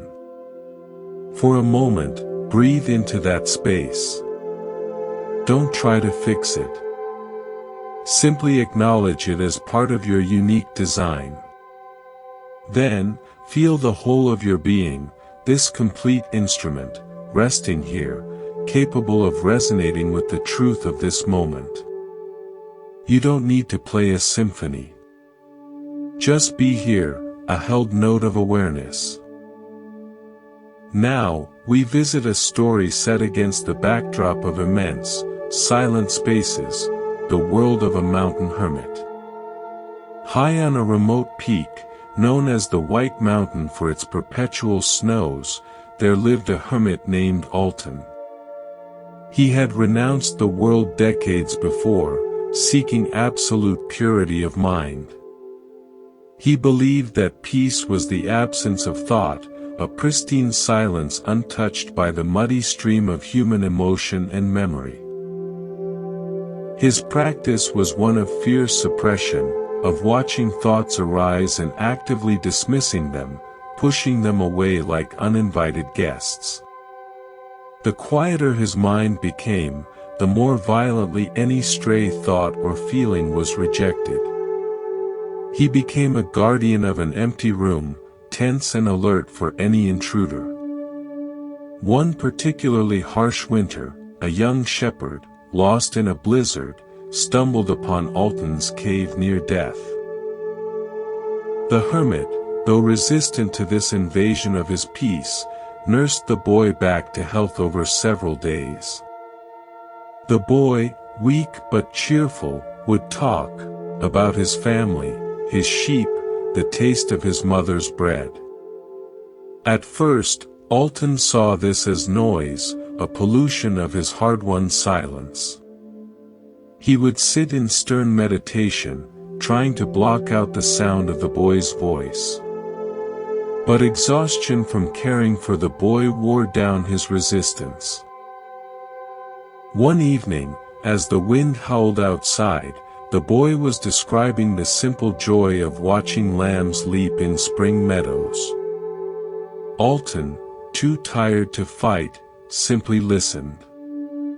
And as he listened, not to the words as concepts, but to the sound of the youthful voice, the feeling behind it, something happened. He didn't enter a state of blank silence. Instead, his awareness expanded to include the voice, the crackle of the fire, the howl of the wind, the ache in his own old bones. It was all one field of experience. In including it all, rather than rejecting most of it, the frantic effort to maintain a small, pure space simply ceased. The peace he felt then was not the brittle silence of an empty room, but the vast, deep quiet of a mountain that contains forests, streams, animals, and weather within its being. When the storm passed and the boy left with tearful gratitude, Alton sat alone again. But his practice had changed. He no longer saw thoughts and sensations as invaders to be repelled. He saw them as clouds passing through the vast sky of his awareness. The sky doesn't struggle against clouds, it allows them their passage. The gate had been his belief that peace was the absence of content. The truth was that peace was the nature of the context, the sky-like awareness, which could effortlessly contain all passing weather. His struggle had been the only disturbance. This mirrors a central insight in meditation. Beginners often believe the goal is to stop thinking, to achieve a blank mind. This effort itself creates tension and conflict.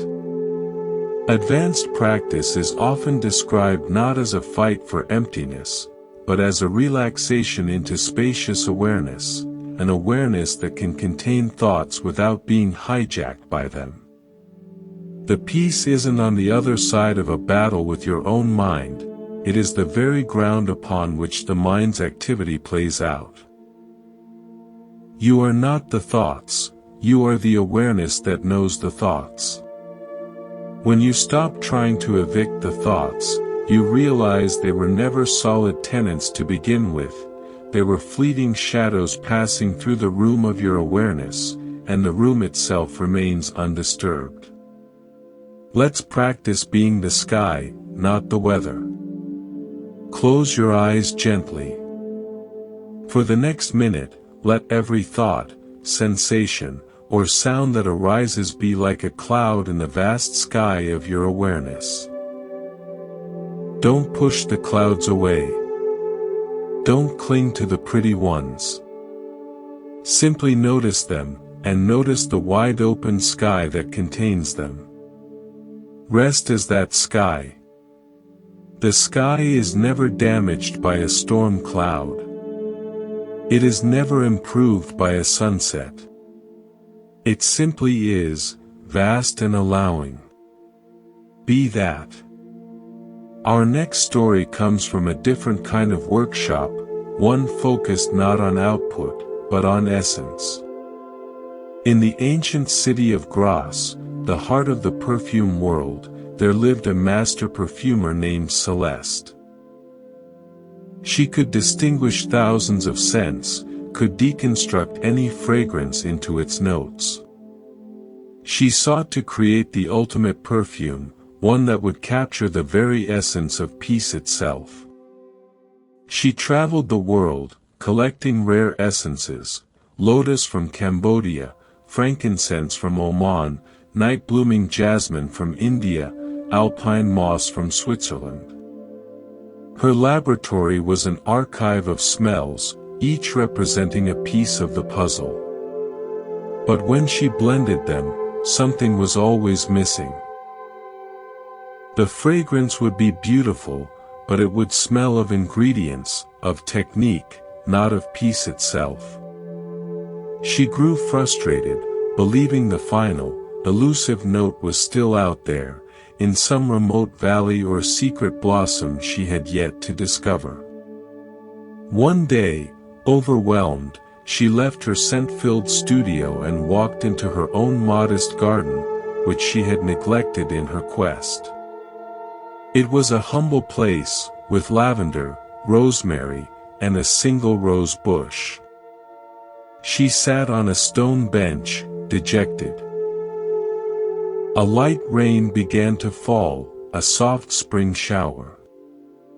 As the rain hit the warm earth, a complex, indescribable fragrance rose up, the scent of petrichor, of damp soil, wet leaves, and refreshed flowers. It was not a single note. It was the aroma of the whole garden, alive and interacting in the rain. It was overwhelmingly beautiful, profoundly peaceful, and completely evaded analysis. It couldn't be captured in a bottle because it was a moment, a relationship between earth, water, and air. Celeste sat in the rain, breathing it in. She realized her error. She had been trying to bottle a state, peace, by collecting physical components. But peace, like this garden scent, wasn't a thing to be captured.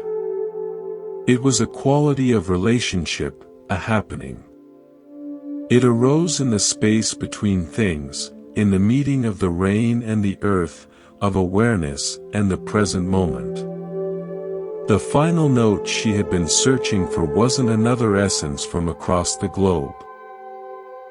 It was the essence of here, of now, of allowing the simple, ungraspable experience to be as it is. The gate to peace wasn't locked behind a rare ingredient, it was open in the simple act of breathing in the rain-scented air of her own overlooked garden. She went back to her studio not to create a new perfume, but to close her notebooks. She began spending more time in her garden, not to analyze, but to breathe. And sometimes, visitors would remark on the extraordinary sense of peace in her home. It didn't come from a bottle. It was the natural fragrance of a mind that had stopped searching elsewhere and had settled, at last, into the richness of its own immediate, sensory world. We often search for peace as if it were a specific ingredient to add to our lives, the right job, the perfect relationship, the transformative retreat. We believe if we collect enough of these notes, we can blend them into a state of permanent tranquility. But peace is less like a compound you manufacture and more like a scent that arises when you stop stirring the pot. It's the natural fragrance of a mind that is no longer grasping for the next thing, comparing itself to an ideal, or rejecting the present moment. It emerges in the space between efforts, in the pause between thoughts, when you simply are with what is.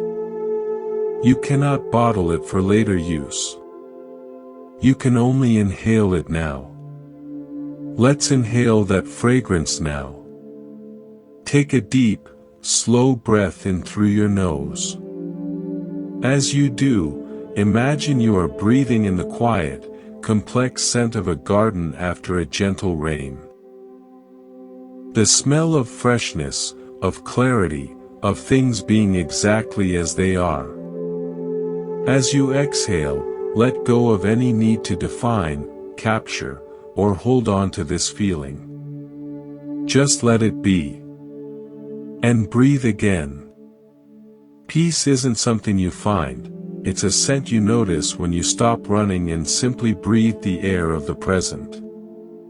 Let us now contemplate a story about listening, not just with the ears, but with the whole of one's being. In a great European city, there was an orchestra conductor named Emile who was going deaf. For a man whose life was the nuanced interplay of sound, this was a devastating sentence. He fought it fiercely, using hearing aids, leaning in close, relying on memory and the vibrations of the floor. But he grew increasingly frustrated and isolated, believing his connection to music, and thus to his own soul, was being severed by an impassable gate of silence. He considered retiring, a prospect that felt like death. As a last resort, he confided in the concertmaster, an elderly violinist who had played under many great maestros. "I can't hear the oboe's entrance," Emile said in despair. "I'm losing the texture. How can I conduct what I cannot hear?" The old violinist was silent for a long time. "Maestro," he said finally, "what do you think we in the orchestra are following?" "Your ears." "We are not following your ears. We are following your attention. We are following the field of energy you create. When you were young and your hearing was sharp, you led with your listening. Now, perhaps, you must lead from a deeper place." Emile was skeptical but desperate. At the next rehearsal, as his hearing aids whined with feedback, he made a radical decision. He took them out. The world plunged into near silence, only a dull roar and the pounding of his own heart remained. Terrified, he raised his baton.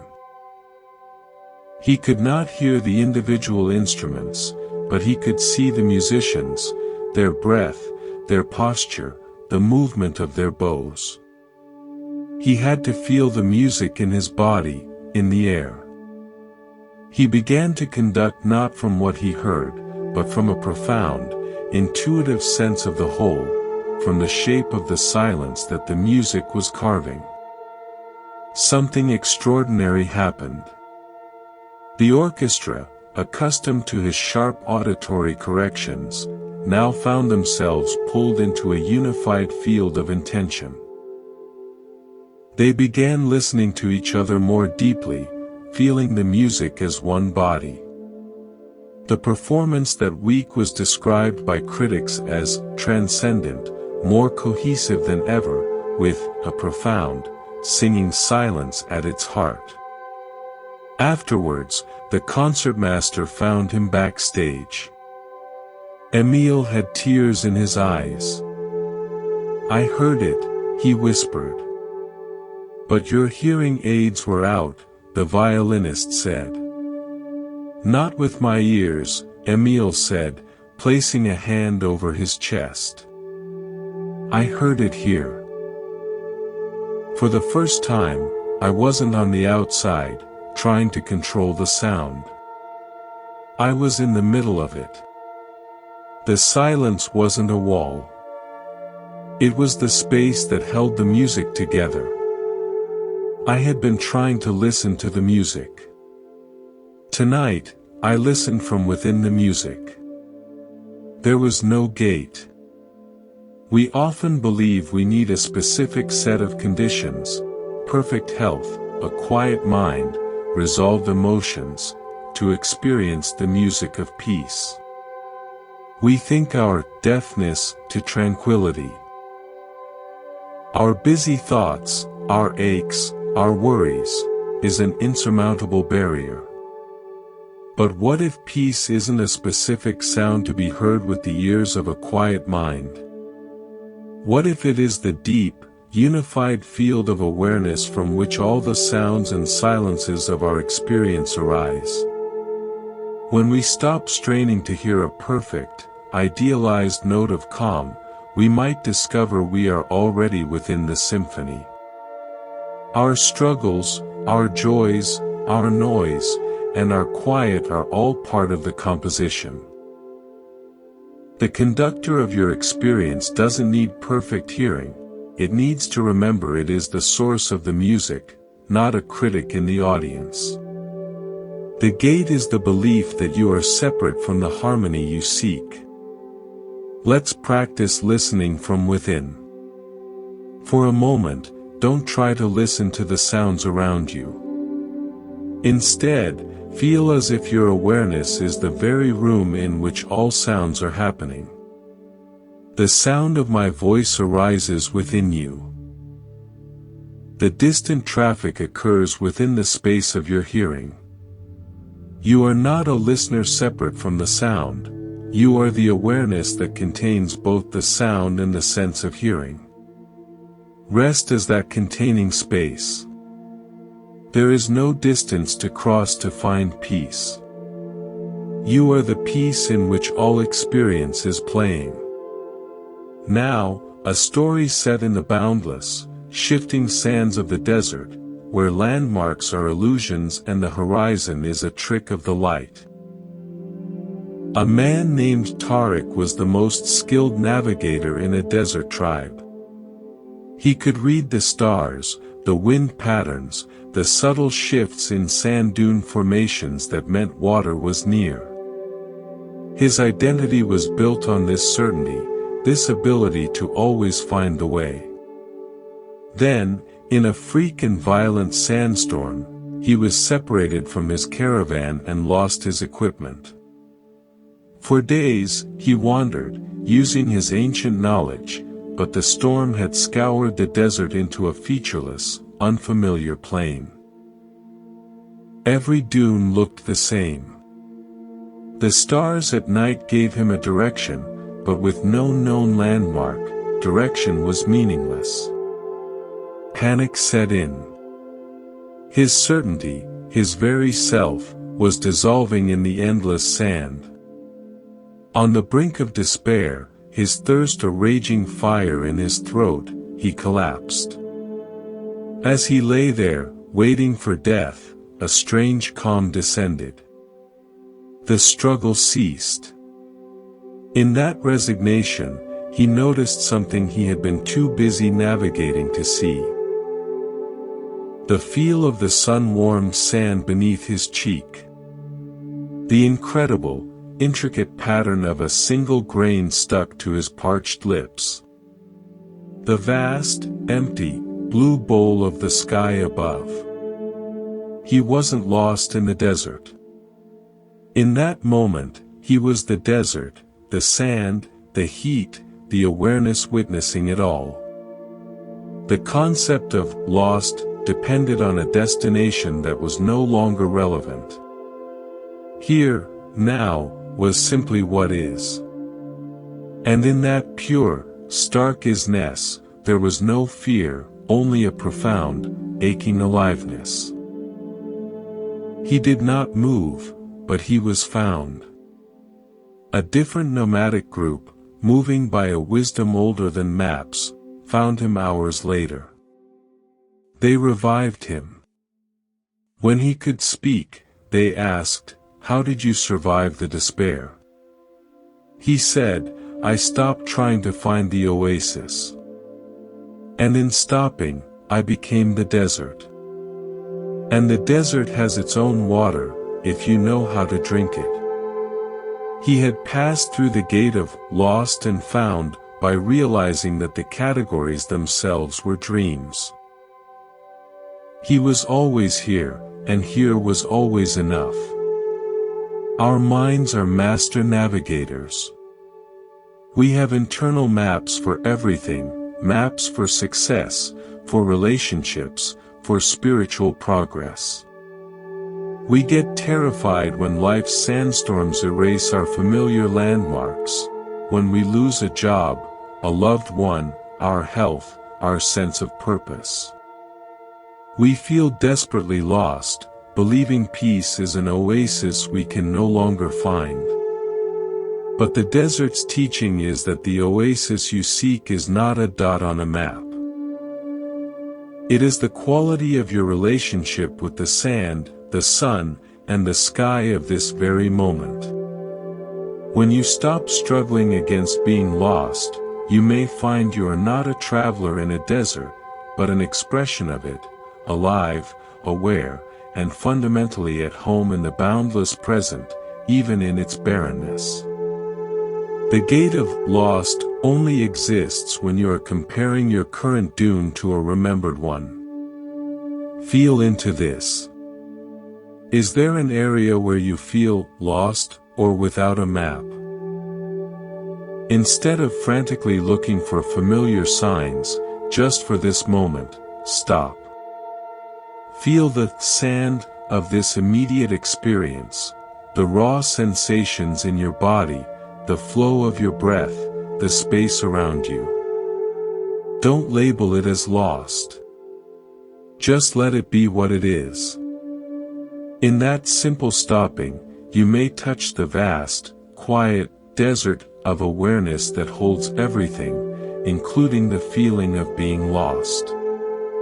That awareness is never lost. It is always here.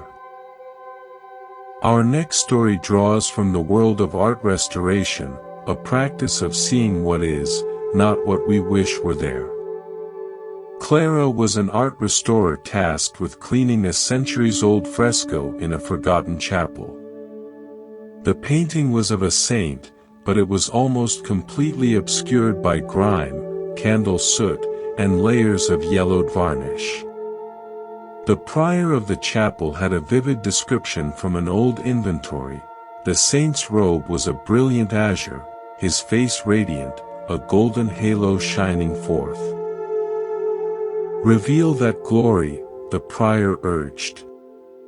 Clara began the painstaking work. As she cleaned, she did not find brilliant azure, but a muted, earthy blue. The face, when revealed, was not radiant but somber, human, with cracks of age in the pigment. There was no bold golden halo, only a faint, ghostly ring of ochre. Disappointed, she felt she was failing, stripping away not grime but the prior's, and her own, hopes for radiant revelation. She saw only damage and fading. One afternoon, she stepped back, frustrated. The late sun streamed through a high, dirty window, falling directly on the saint's newly cleaned face. In that particular, ordinary light, she saw it. Not the brilliant icon from a description, but something more real, the quiet dignity of the paint itself, the humanity in the saint's expression, the honest wear of centuries. It was not glorious, but it was true. And in that truth, there was a profound beauty and peace that a fantasy of azure and gold could never have. She had been trying to restore a dream, and in the process, was missing the actual masterpiece that was already there, the authentic, weathered, real painting. She completed her work, not by adding pigment to match an inventory, but by stabilizing and preserving what time had actually made. When the prior saw it, he was initially quiet. "It's not as I imagined," he said. "No," Clara agreed softly. "It's as it is." The prior looked longer, and his eyes softened. "You're right. This has peace. The other was just an idea. This is real." Clara learned that restoration is not about returning something to an imaginary past perfection. It is about careful, respectful attention to what is, revealing the beauty inherent in the actual, not the idealized. The gate she thought she was opening led to a fictional, perfect past. The truth was, the gate was an illusion. The real, imperfect, beautiful work had been on the wall the entire time, waiting only for a clear, honest gaze. We are all restoring the fresco of our own lives. We have an inventory of how we should be: confident, joyful, healed, enlightened. We scrub at our present experience, trying to remove the grime of difficult emotions or past mistakes to reveal that idealized self underneath. We see our current state, with its muted colors, its cracks, its somber moments, as a failure, a dirty version of the perfect portrait we're supposed to be. But what if the beauty and the peace are not in the idealized image, but in the truth of what is actually here? Your weathered heart, your experiences that have left cracks in the pigment, your present moment feelings that aren't brilliantly colored, this is the real masterpiece. It is authentic. It is alive. Peace is found not in restoring yourself to a fantasy, but in bringing a gentle, accepting attention to the truth of your being as it is, right now. The gate is the comparison between your reality and a fantasy. Take a gentle, honest look inward. Without judgment, without trying to clean or fix anything, just acknowledge what is present in your experience right now. A tired feeling, a quiet thought, a neutral stillness. This is the actual fresco. Can you see the simple, undeniable reality of it? Can you let it be, without needing it to match a brighter description? In that allowing, you aren't passing through a gate, you are finally seeing the wall you've always been standing before, and recognizing the art that was already there. Let us now visit a story rooted in community and shared purpose, where the individual struggle meets the collective flow. In a village nestled in a valley, the daily rhythm was marked by the bell in the old square tower. For generations, the duty of ringing the bell at dawn, noon, and dusk fell to one person. It was a position of quiet honor. A man named Leo became the bell ringer. He took his role with immense seriousness. He studied the proper swing, the exact force needed for the clearest tone, the perfect timing so the bell would sing, not clang. He would ring the bell and then listen critically, hearing only the slight imperfections, a hint of metallic echo, a tremor in the decay of the sound. He began to believe that the peace of the village, the harmony of its days, depended on him achieving a perfect ring. The weight of this imagined responsibility grew heavy. The joy of the task vanished. One day, climbing the narrow tower stairs burdened with this anxiety, he missed a step and twisted his ankle. He couldn't ring the bell that evening. From his cottage, he heard a strange sound. It was the bell, but different. It was being rung by old Marta, the baker, who had filled in for her grandfather decades before. Her ring was uneven, a little rushed, not technically perfect at all. Leo listened, wincing, waiting for the village to fall into disarray. But he heard children's laughter continuing in the square. He saw farmers still heading home from the fields at their usual pace. The village rhythm continued, undisturbed. The peace of the dusk settled not because of a perfect tone, but because the bell had simply rung, marking the shared moment. The world didn't need his perfection, it just needed the faithful, human effort of a ring. When he returned to duty, his ankle healed, his perspective was changed.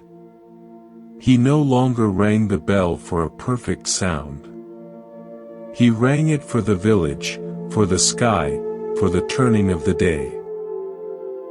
He became part of the rhythm, not its anxious director.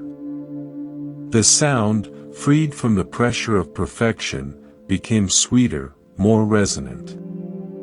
The gate had been his belief that he alone controlled the village's peace through perfect action. The truth was, he was merely one voice in a chorus of existence, and his simple, sincere participation was enough. Peace was the shared fabric of life, not a note he had to singularly hold. We often carry a similar burden. We believe our inner peace, or even the peace of those around us, depends on us performing flawlessly, being the perfect parent, the unflappable employee, the always balanced seeker. We think one wrong note from us will ruin the entire symphony. This is a crushing, lonely weight. The gateless insight is that peace is the background condition of life itself, the fabric of the present moment. Your actions are movements within that peace, not the creators of it. You can ring the bell of your life with sincerity, and that is enough. The universe continues its rhythm. You are allowed to be human, to be imperfect, to have an off day. The peace of the valley does not depend on the perfection of the bell ringer. It is the vast, silent space that holds the sound of the bell, and all other sounds. Your task is not to create peace, but to align with the peace that already is, by offering your authentic, imperfect ring to the day. Feel the truth of this. For a moment, let go of any sense that you must hold it all together, or perform perfectly to deserve peace. Imagine you are simply ringing the bell of your own presence.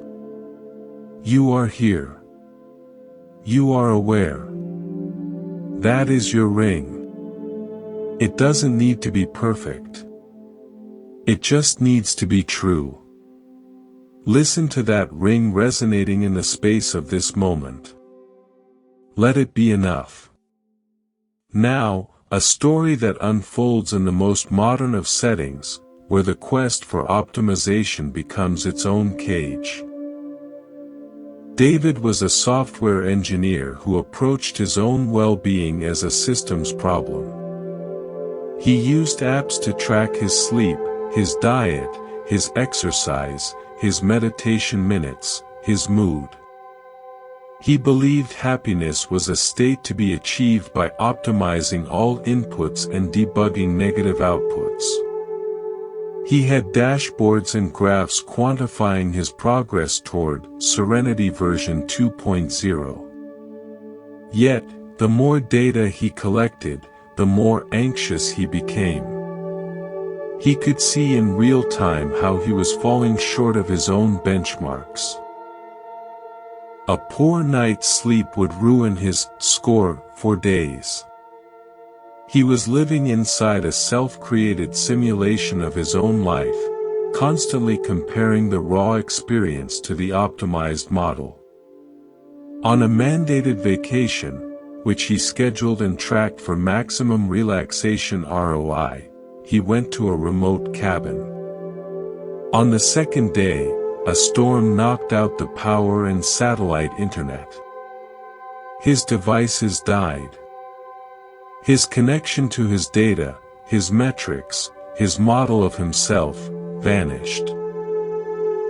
He was furious, then bored, then finally, resigned.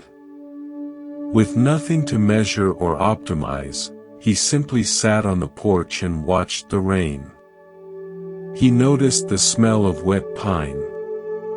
He felt the cool, damp air on his skin. He heard the unpredictable patter of rain on the roof, a rhythm no app could capture. He had no metric for this experience, so he just experienced it. A profound sense of relief washed over him, not because he achieved a mindfulness target, but because for the first time in years, he was out of the simulation and in direct contact with the unoptimized, analog reality of being alive. The peace he had been trying to engineer arrived spontaneously when the engineering tools were taken away. He realized his relentless quantification had been a gate he built between himself and the irreducible, unmeasurable quality of the present moment. Serenity wasn't version 2.0. It was the pre-existing condition before he started writing code. When the power returned, he didn't immediately recharge his devices. He sat in the quiet a little longer, knowing he had stumbled upon a truth more fundamental than any data point. Life is not a system to be solved, but a mystery to be lived. The gate was the belief that he could think his way into peace. The key was to stop thinking, and simply be. In our age of biohacking and quantified self, this story is a vital parable. We can easily turn spirituality and well-being into another project, another set of KPIs. We chase higher states, longer meditations, purer emotions, mistaking the map of progress for the territory of being. But the present moment, in its raw, unprocessed suchness, cannot be captured in a graph. It can only be inhabited. The peace you seek will not appear as a green checkmark on a dashboard. It is the silent, aware space in which the dashboard itself is perceived. You cannot optimize the optimizer. You can only step out of the simulation and feel the rain on your face. Let's step out of the simulation now. Let go of any analysis of your current state. Are you doing this right? Is this working? Drop those questions. Instead, drop directly into a single, simple sensation. The feeling of your hands resting. The temperature of the air on your cheeks. Choose one. Immerse your attention in it completely, as if you were tasting it for the first time. This is raw data, unprocessed by the app of your judging mind. This is life, direct and unmediated. Rest here. Our final story in this part is an ancient one, found in many forms, about the source of light. A diligent student sought a famous sage who lived in a cave.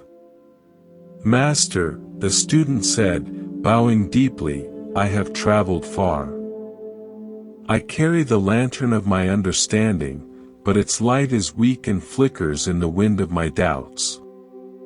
Please, teach me how to make my lantern burn brighter and steadier, so I may see the path to enlightenment." The sage, an old woman with eyes that held a deep stillness, smiled. She blew out the single oil lamp that illuminated the cave, plunging them into darkness. The student gasped. "Your lantern," the master's voice came from the dark, "is useful in the night, in caves. You tend to it, worry over its flame, protect it from the wind. This is good. But you have forgotten something." "What?" the student whispered, disoriented. "You have forgotten the sun." "The sun?" "Yes. The sun does not need to be tended. It does not flicker. It does not fear the wind. It shines by its own nature, ceaselessly, on everything equally, the path, the cave, your lantern, and you. You are asking me how to improve your little lamp, while standing oblivious to the fact that you are drenched in a light so vast it makes your lantern seem like a shadow." Just then, the first ray of dawn found the cave's entrance, a shaft of golden light piercing the dark, illuminating the dust motes in the air like countless stars. "The path is not seen by the light of your lantern," the master said softly. "The path is the light. Your seeking, your tending of your little flame, that is the last remnant of shadow. Stop shielding your lamp. Let it be consumed by the dawn. You are not a traveler carrying a light. You are a child of the sun, made of light, awakening to your own nature." The student sat in the growing dawn, tears streaming down his face. He had spent his life in the cave of his mind, fussing over his small, personal understanding, trying to make it bright enough to find his way. All the while, the infinite, effortless light of pure awareness, the sun of consciousness, had been shining within and upon him, waiting only for him to notice. The gate was his fixation on his own lantern. The truth was, there was no cave, only light pretending to be darkness. This is perhaps the core of the gateless gate teaching. We are like the student, meticulously maintaining our lantern, our self-image, our beliefs, our spiritual practices, our personal story of progress. We think enlightenment or peace will come when this lantern is bright enough and steady enough. But all our efforts are happening within, and are illuminated by, a consciousness that is already perfectly bright, perfectly steady, and perfectly present. You are not the flickering lamp of your personality or your current mental state. You are the sun-like awareness in which the lamp, and everything else, arises. You don't need to make the sun shine. You need to notice that you are the shine, and have always been. The search for a better lantern is the only thing that creates the experience of being in a dark cave. Let this understanding be not a thought, but a felt sense. Close your eyes. Behind the closed lids, there is a field of knowing, of awareness. It is dark, perhaps, but it is alive with knowing. That knowingness itself is luminous. It is the light that knows darkness.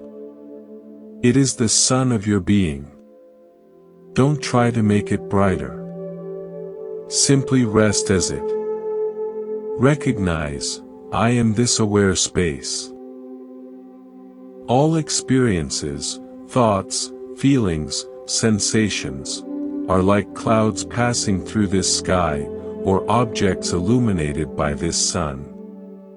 They come and go. The sun remains. Be the sun, not the cloud. Be the awareness, not the thought. This is the gateless realization. Let us now explore a story about effort and grace, about the striving that often masks a deeper, simpler truth. In a kingdom renowned for its archers, a grand contest was held every decade to find the master of masters. A young archer named Kaito dedicated his life to winning. His practice was relentless. He would stand for hours, perfecting his stance, his draw, his breath control, his release.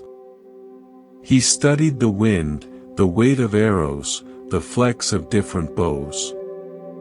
He believed that perfect victory, and the lasting peace of fulfillment that came with it, lay in the center of the target.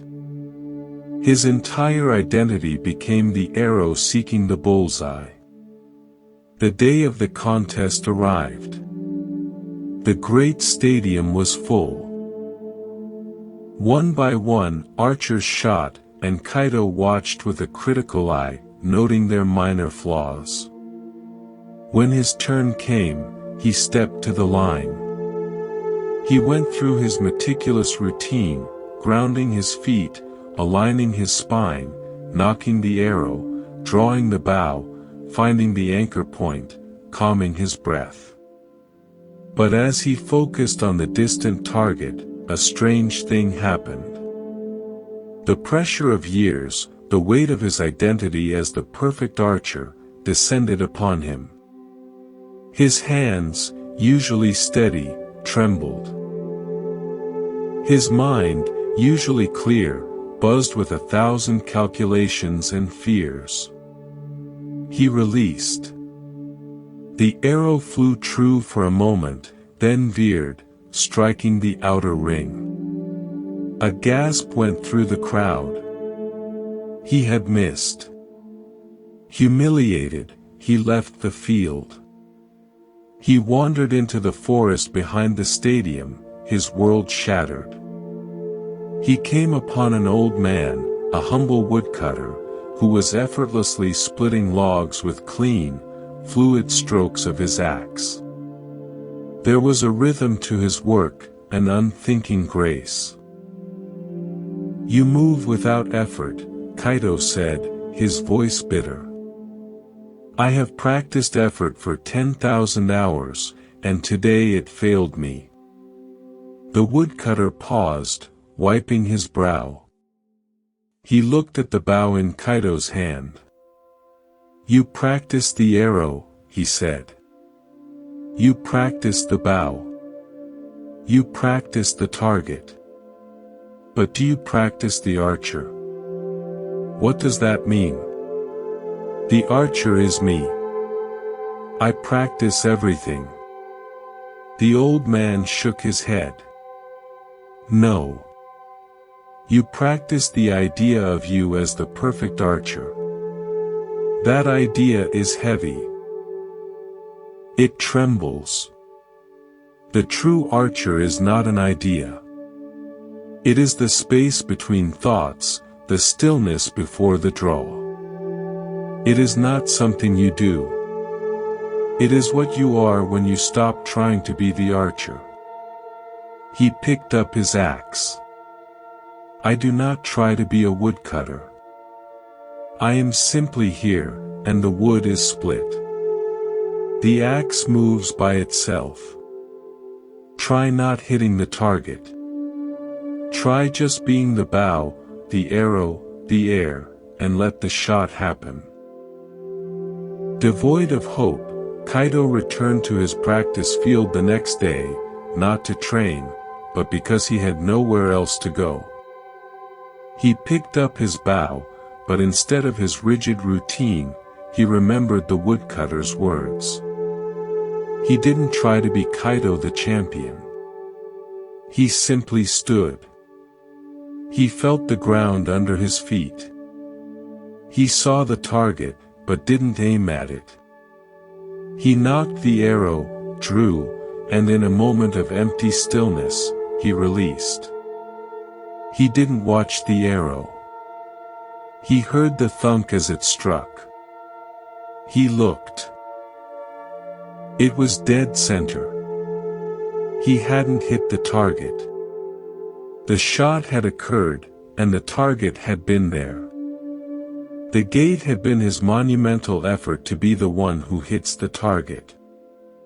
The truth was, when the separate, striving archer dissolved, what remained was the natural, effortless unity of archer, bow, arrow, and target. Peace wasn't in the bullseye, it was in the dissolution of the one who sought it. We are all aiming at targets of achievement, of relationship, of inner state. We believe peace is in the bullseye, and we exhaust ourselves with the effort of perfect aim. But this effort creates a tense, separate self, the archer, who is doomed to tremble under pressure. The gateless way is to realize you are not merely the archer aiming at a distant target. You are the entire field, the ground, the bow, the arrow's flight, the target, and the aware space in which it all unfolds. When you stop trying to be the perfect achiever of peace and instead simply rest as the aware presence you already are, action can happen with a surprising grace. Life lives itself through you. The shot is taken, but there is no separate shooter to claim it. This is effortless effort. This is peace. Feel this in your body right now. Is there a subtle tension, a subtle aiming at being a certain way, more relaxed, more spiritual, more at peace? Let that aim go. Feel the body just as it is. Feel the breath happening by itself. You are not aiming your breath. You are being breathed. Rest in this natural happening. You are not the archer of your experience, you are the open field where experience unfolds. Now, a story that takes us underwater, into a realm of silent, fluid pressure. Maya was a marine biologist who studied bioluminescent life in the ocean's twilight zone. She would descend in a specialized submersible, a tiny, pressurized pod of light and technology in the immense dark. Her work was to observe, but she felt separate, behind thick glass, manipulating robotic arms. She longed to feel the ocean, to be part of its silent flow, but the barrier of the pod was necessary for survival. She began to see her own mind as such a pod. A protective, separate container of Maya, navigating the pressures of life, always observing from a safe distance, never truly touching. On a deep dive, a malfunction occurred. Not a catastrophic one, but the internal climate control failed, and the interior lights went out. For safety, she had to shut down non-essential systems, sitting in the dark, in silence, waiting for the slow ascent. At first, panic gripped her. Then, as her eyes adjusted, she saw through the viewport not blackness, but a breathtaking display. Her submersible's external lights were still on, and now, with no internal light pollution, she could see clearly. Countless beings of living light drifted and pulsed in the eternal night, a galaxy at the bottom of the sea. And she realized, she was inside this galaxy. She wasn't a separate observer in a pod, her pod was a tiny speck within this immense, living reality. The barrier wasn't between her and the ocean, it was the illusion created by her own internal lights and noise. In the silent dark, the boundary dissolved. She was the ocean observing a part of itself.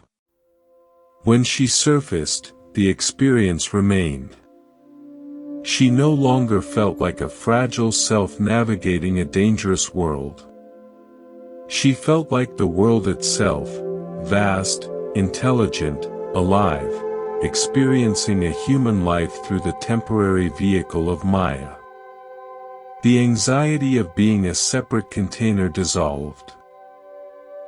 The gate had been the pod of her self-concept.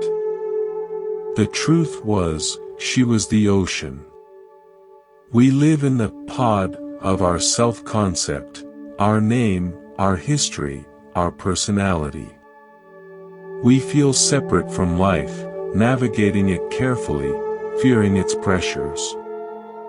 We think peace will come if we can just reinforce the pod, make it safer, more comfortable. But peace is found not in fortifying our separateness, but in realizing our fundamental unity with the whole. In moments of silence, when the internal chatter and self-concern quiet down, we can glimpse it. We are not a fragile vessel in the ocean of existence, we are a temporary expression of that ocean.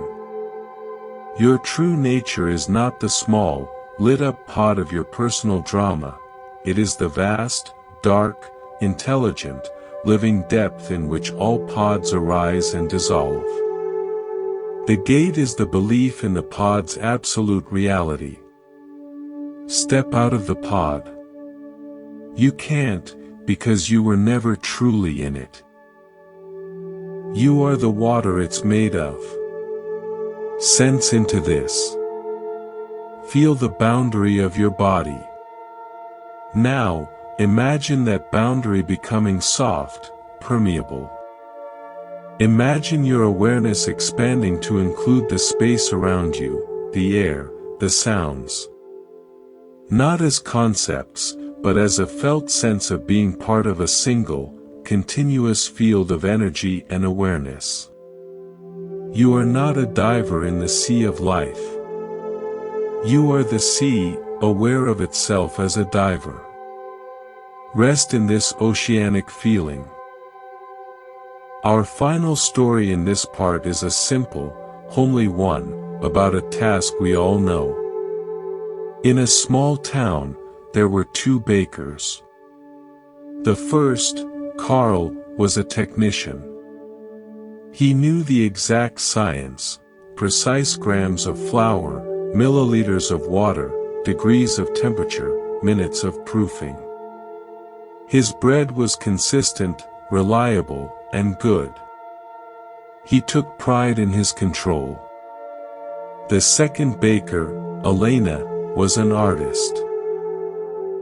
She would feel the flour's quality, adjust water by the humidity in the air, knead not by time but by the dough's resistance under her hands. Her bread was unpredictable, sometimes denser, sometimes airier, but it had a soul. People said it tasted like home. Carl was frustrated. He couldn't understand her success. My method is perfect, he told her. Yours is guesswork. Why do they prefer yours? Elena smiled, her hands dusty with flour. You are baking bread, Carl. I am baking with the bread. What does that mean? You see the dough as a problem to be solved with your knowledge. You impose your will on it. I see it as a living thing having a conversation with the day, with the oven, with me. I listen. I respond. I don't control the conversation, I participate in it. The life in the bread isn't in the perfect formula. It's in the relationship, in the space between my hands and the dough, in the allowance for it to be what it wants to be today. Carl tried to listen. One morning, he left his scales and timer in the cupboard. He put his hands in the flour, feeling its texture. He added water not by measure, but until the dough felt right. He kneaded until it felt alive. He let it proof not until the clock said so, but until it looked ready. It was terrifying. He had to surrender control. But when he took the loaf from the oven, the crust sang. The aroma filled his shop not with the smell of correctness, but with the smell of life. He had baked not just bread, but a moment in time. He understood.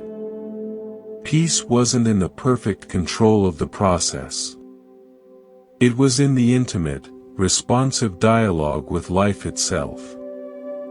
The gate was his belief that peace came from perfect control. The truth was, peace came from participatory surrender. We often approach our inner lives like Carl the technician. We try to control our thoughts, manage our emotions, follow rigid self-improvement formulas to produce the perfect loaf of a peaceful mind. This creates tension and struggle, a battle with the living dough of our experience. The gateless way is to become like Elena. To bring a gentle, responsive attention to the inner dough of this moment. To feel what is here, and to work with it, not against it.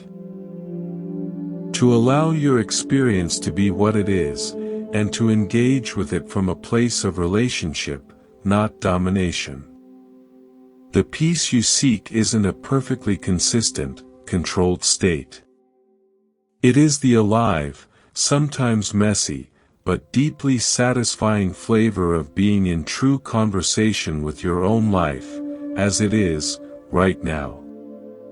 You are not baking the perfect mind.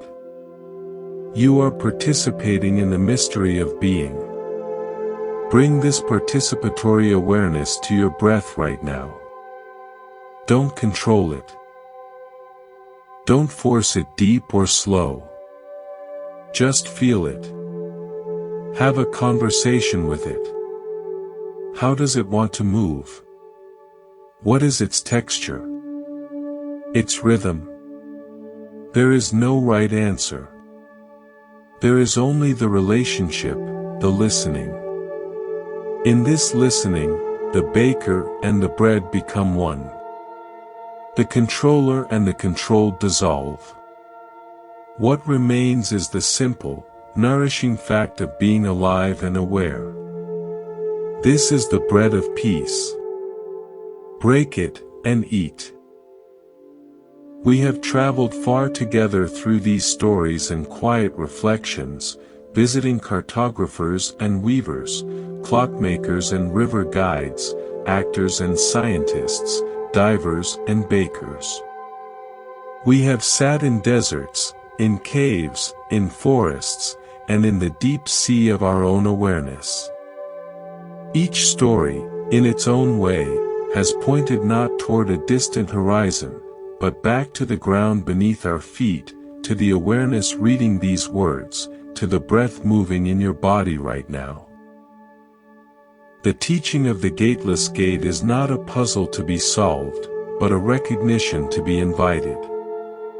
It is the gentle, shocking realization that the peace, the wholeness, the homecoming you have been seeking is not something you find. It is what you are, and have always been.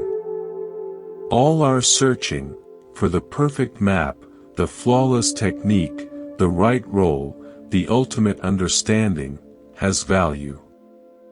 It exhausts the seeker. It wears out the questions.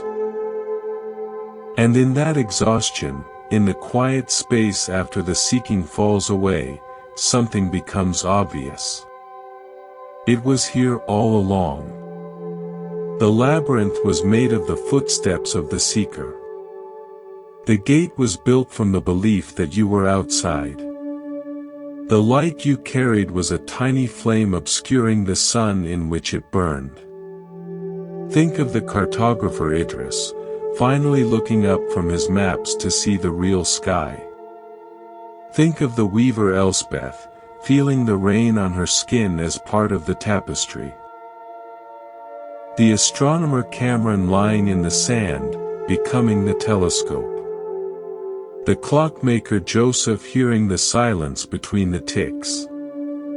Each one stopped adding something to their experience and instead simply recognized the completeness of what was already present. This is not an achievement. It is a relaxation.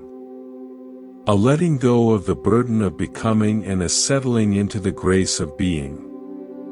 So tonight, as we prepare to rest, let this be your practice. Not a practice of effort, but of allowance.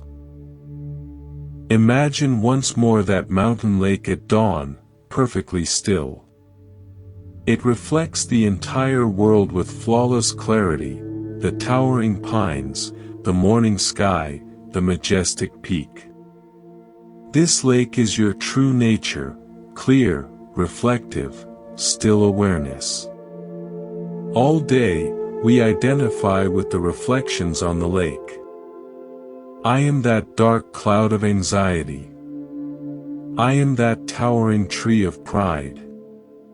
I am that broken branch of regret. We think peace means having only beautiful, calm reflections and banishing the stormy ones. We build gates and fences on the shore, trying to control what appears on our surface. But the lake itself does not care what it reflects. It holds the storm cloud and the blue sky with equal impartiality. Its nature, its depth, its stillness, its capacity to reflect, is never changed by what passes across it. The gateless realization is this: I am not the cloud, nor the tree, nor the branch. I am the lake. The reflections come and go. The lake remains. All the struggles, the seeking, the preparation, the waiting, they were just ripples on the surface. They were never a problem for the depth. Your depth is peace itself. It was never gained, so it can never be lost. Now, let your awareness settle into this truth, not as a concept, but as a felt experience. Feel your body, heavy and supported, like deep water settling. Feel your breath, a gentle rhythm on the surface of this stillness. Hear the sounds in the room not as interruptions, but as reflections passing through the aware space that you are. Let go of any last subtle trying. Let go of trying to understand, to feel peaceful, to achieve a state. There is nothing to do. Nothing to fix. Nowhere to go. You are already home. You have always been home. The gate was only ever the thought that you were somewhere else. The child in the park catching leaves, the Amazonian elder's silence, the potter's empty bowl, the lighthouse rock, the actor's lamp, the scientist's laboratory, the Sufi's water, the river's patience, the wanderer's return, they all circle back to this. You are the awareness in which all these stories arise and fade. You are the space that contains every experience. You are the peace you sought. So rest now. Not because you have finished a journey, but because you see there was never a distance to travel. Let your breath soften into the quiet rhythm of the lake. Let your thoughts be like leaves landing on the water. They may float for a moment, but they cannot disturb the depths. You are the depths. You are the gateless gate itself, always open, always welcoming, already on the other side. Thank you for sharing this time in Monk's Temple. May this recognition of the ever-present peace within you gently infuse your dreams and your waking life. Carry nothing from here but the simple knowing that you are, and always have been, complete.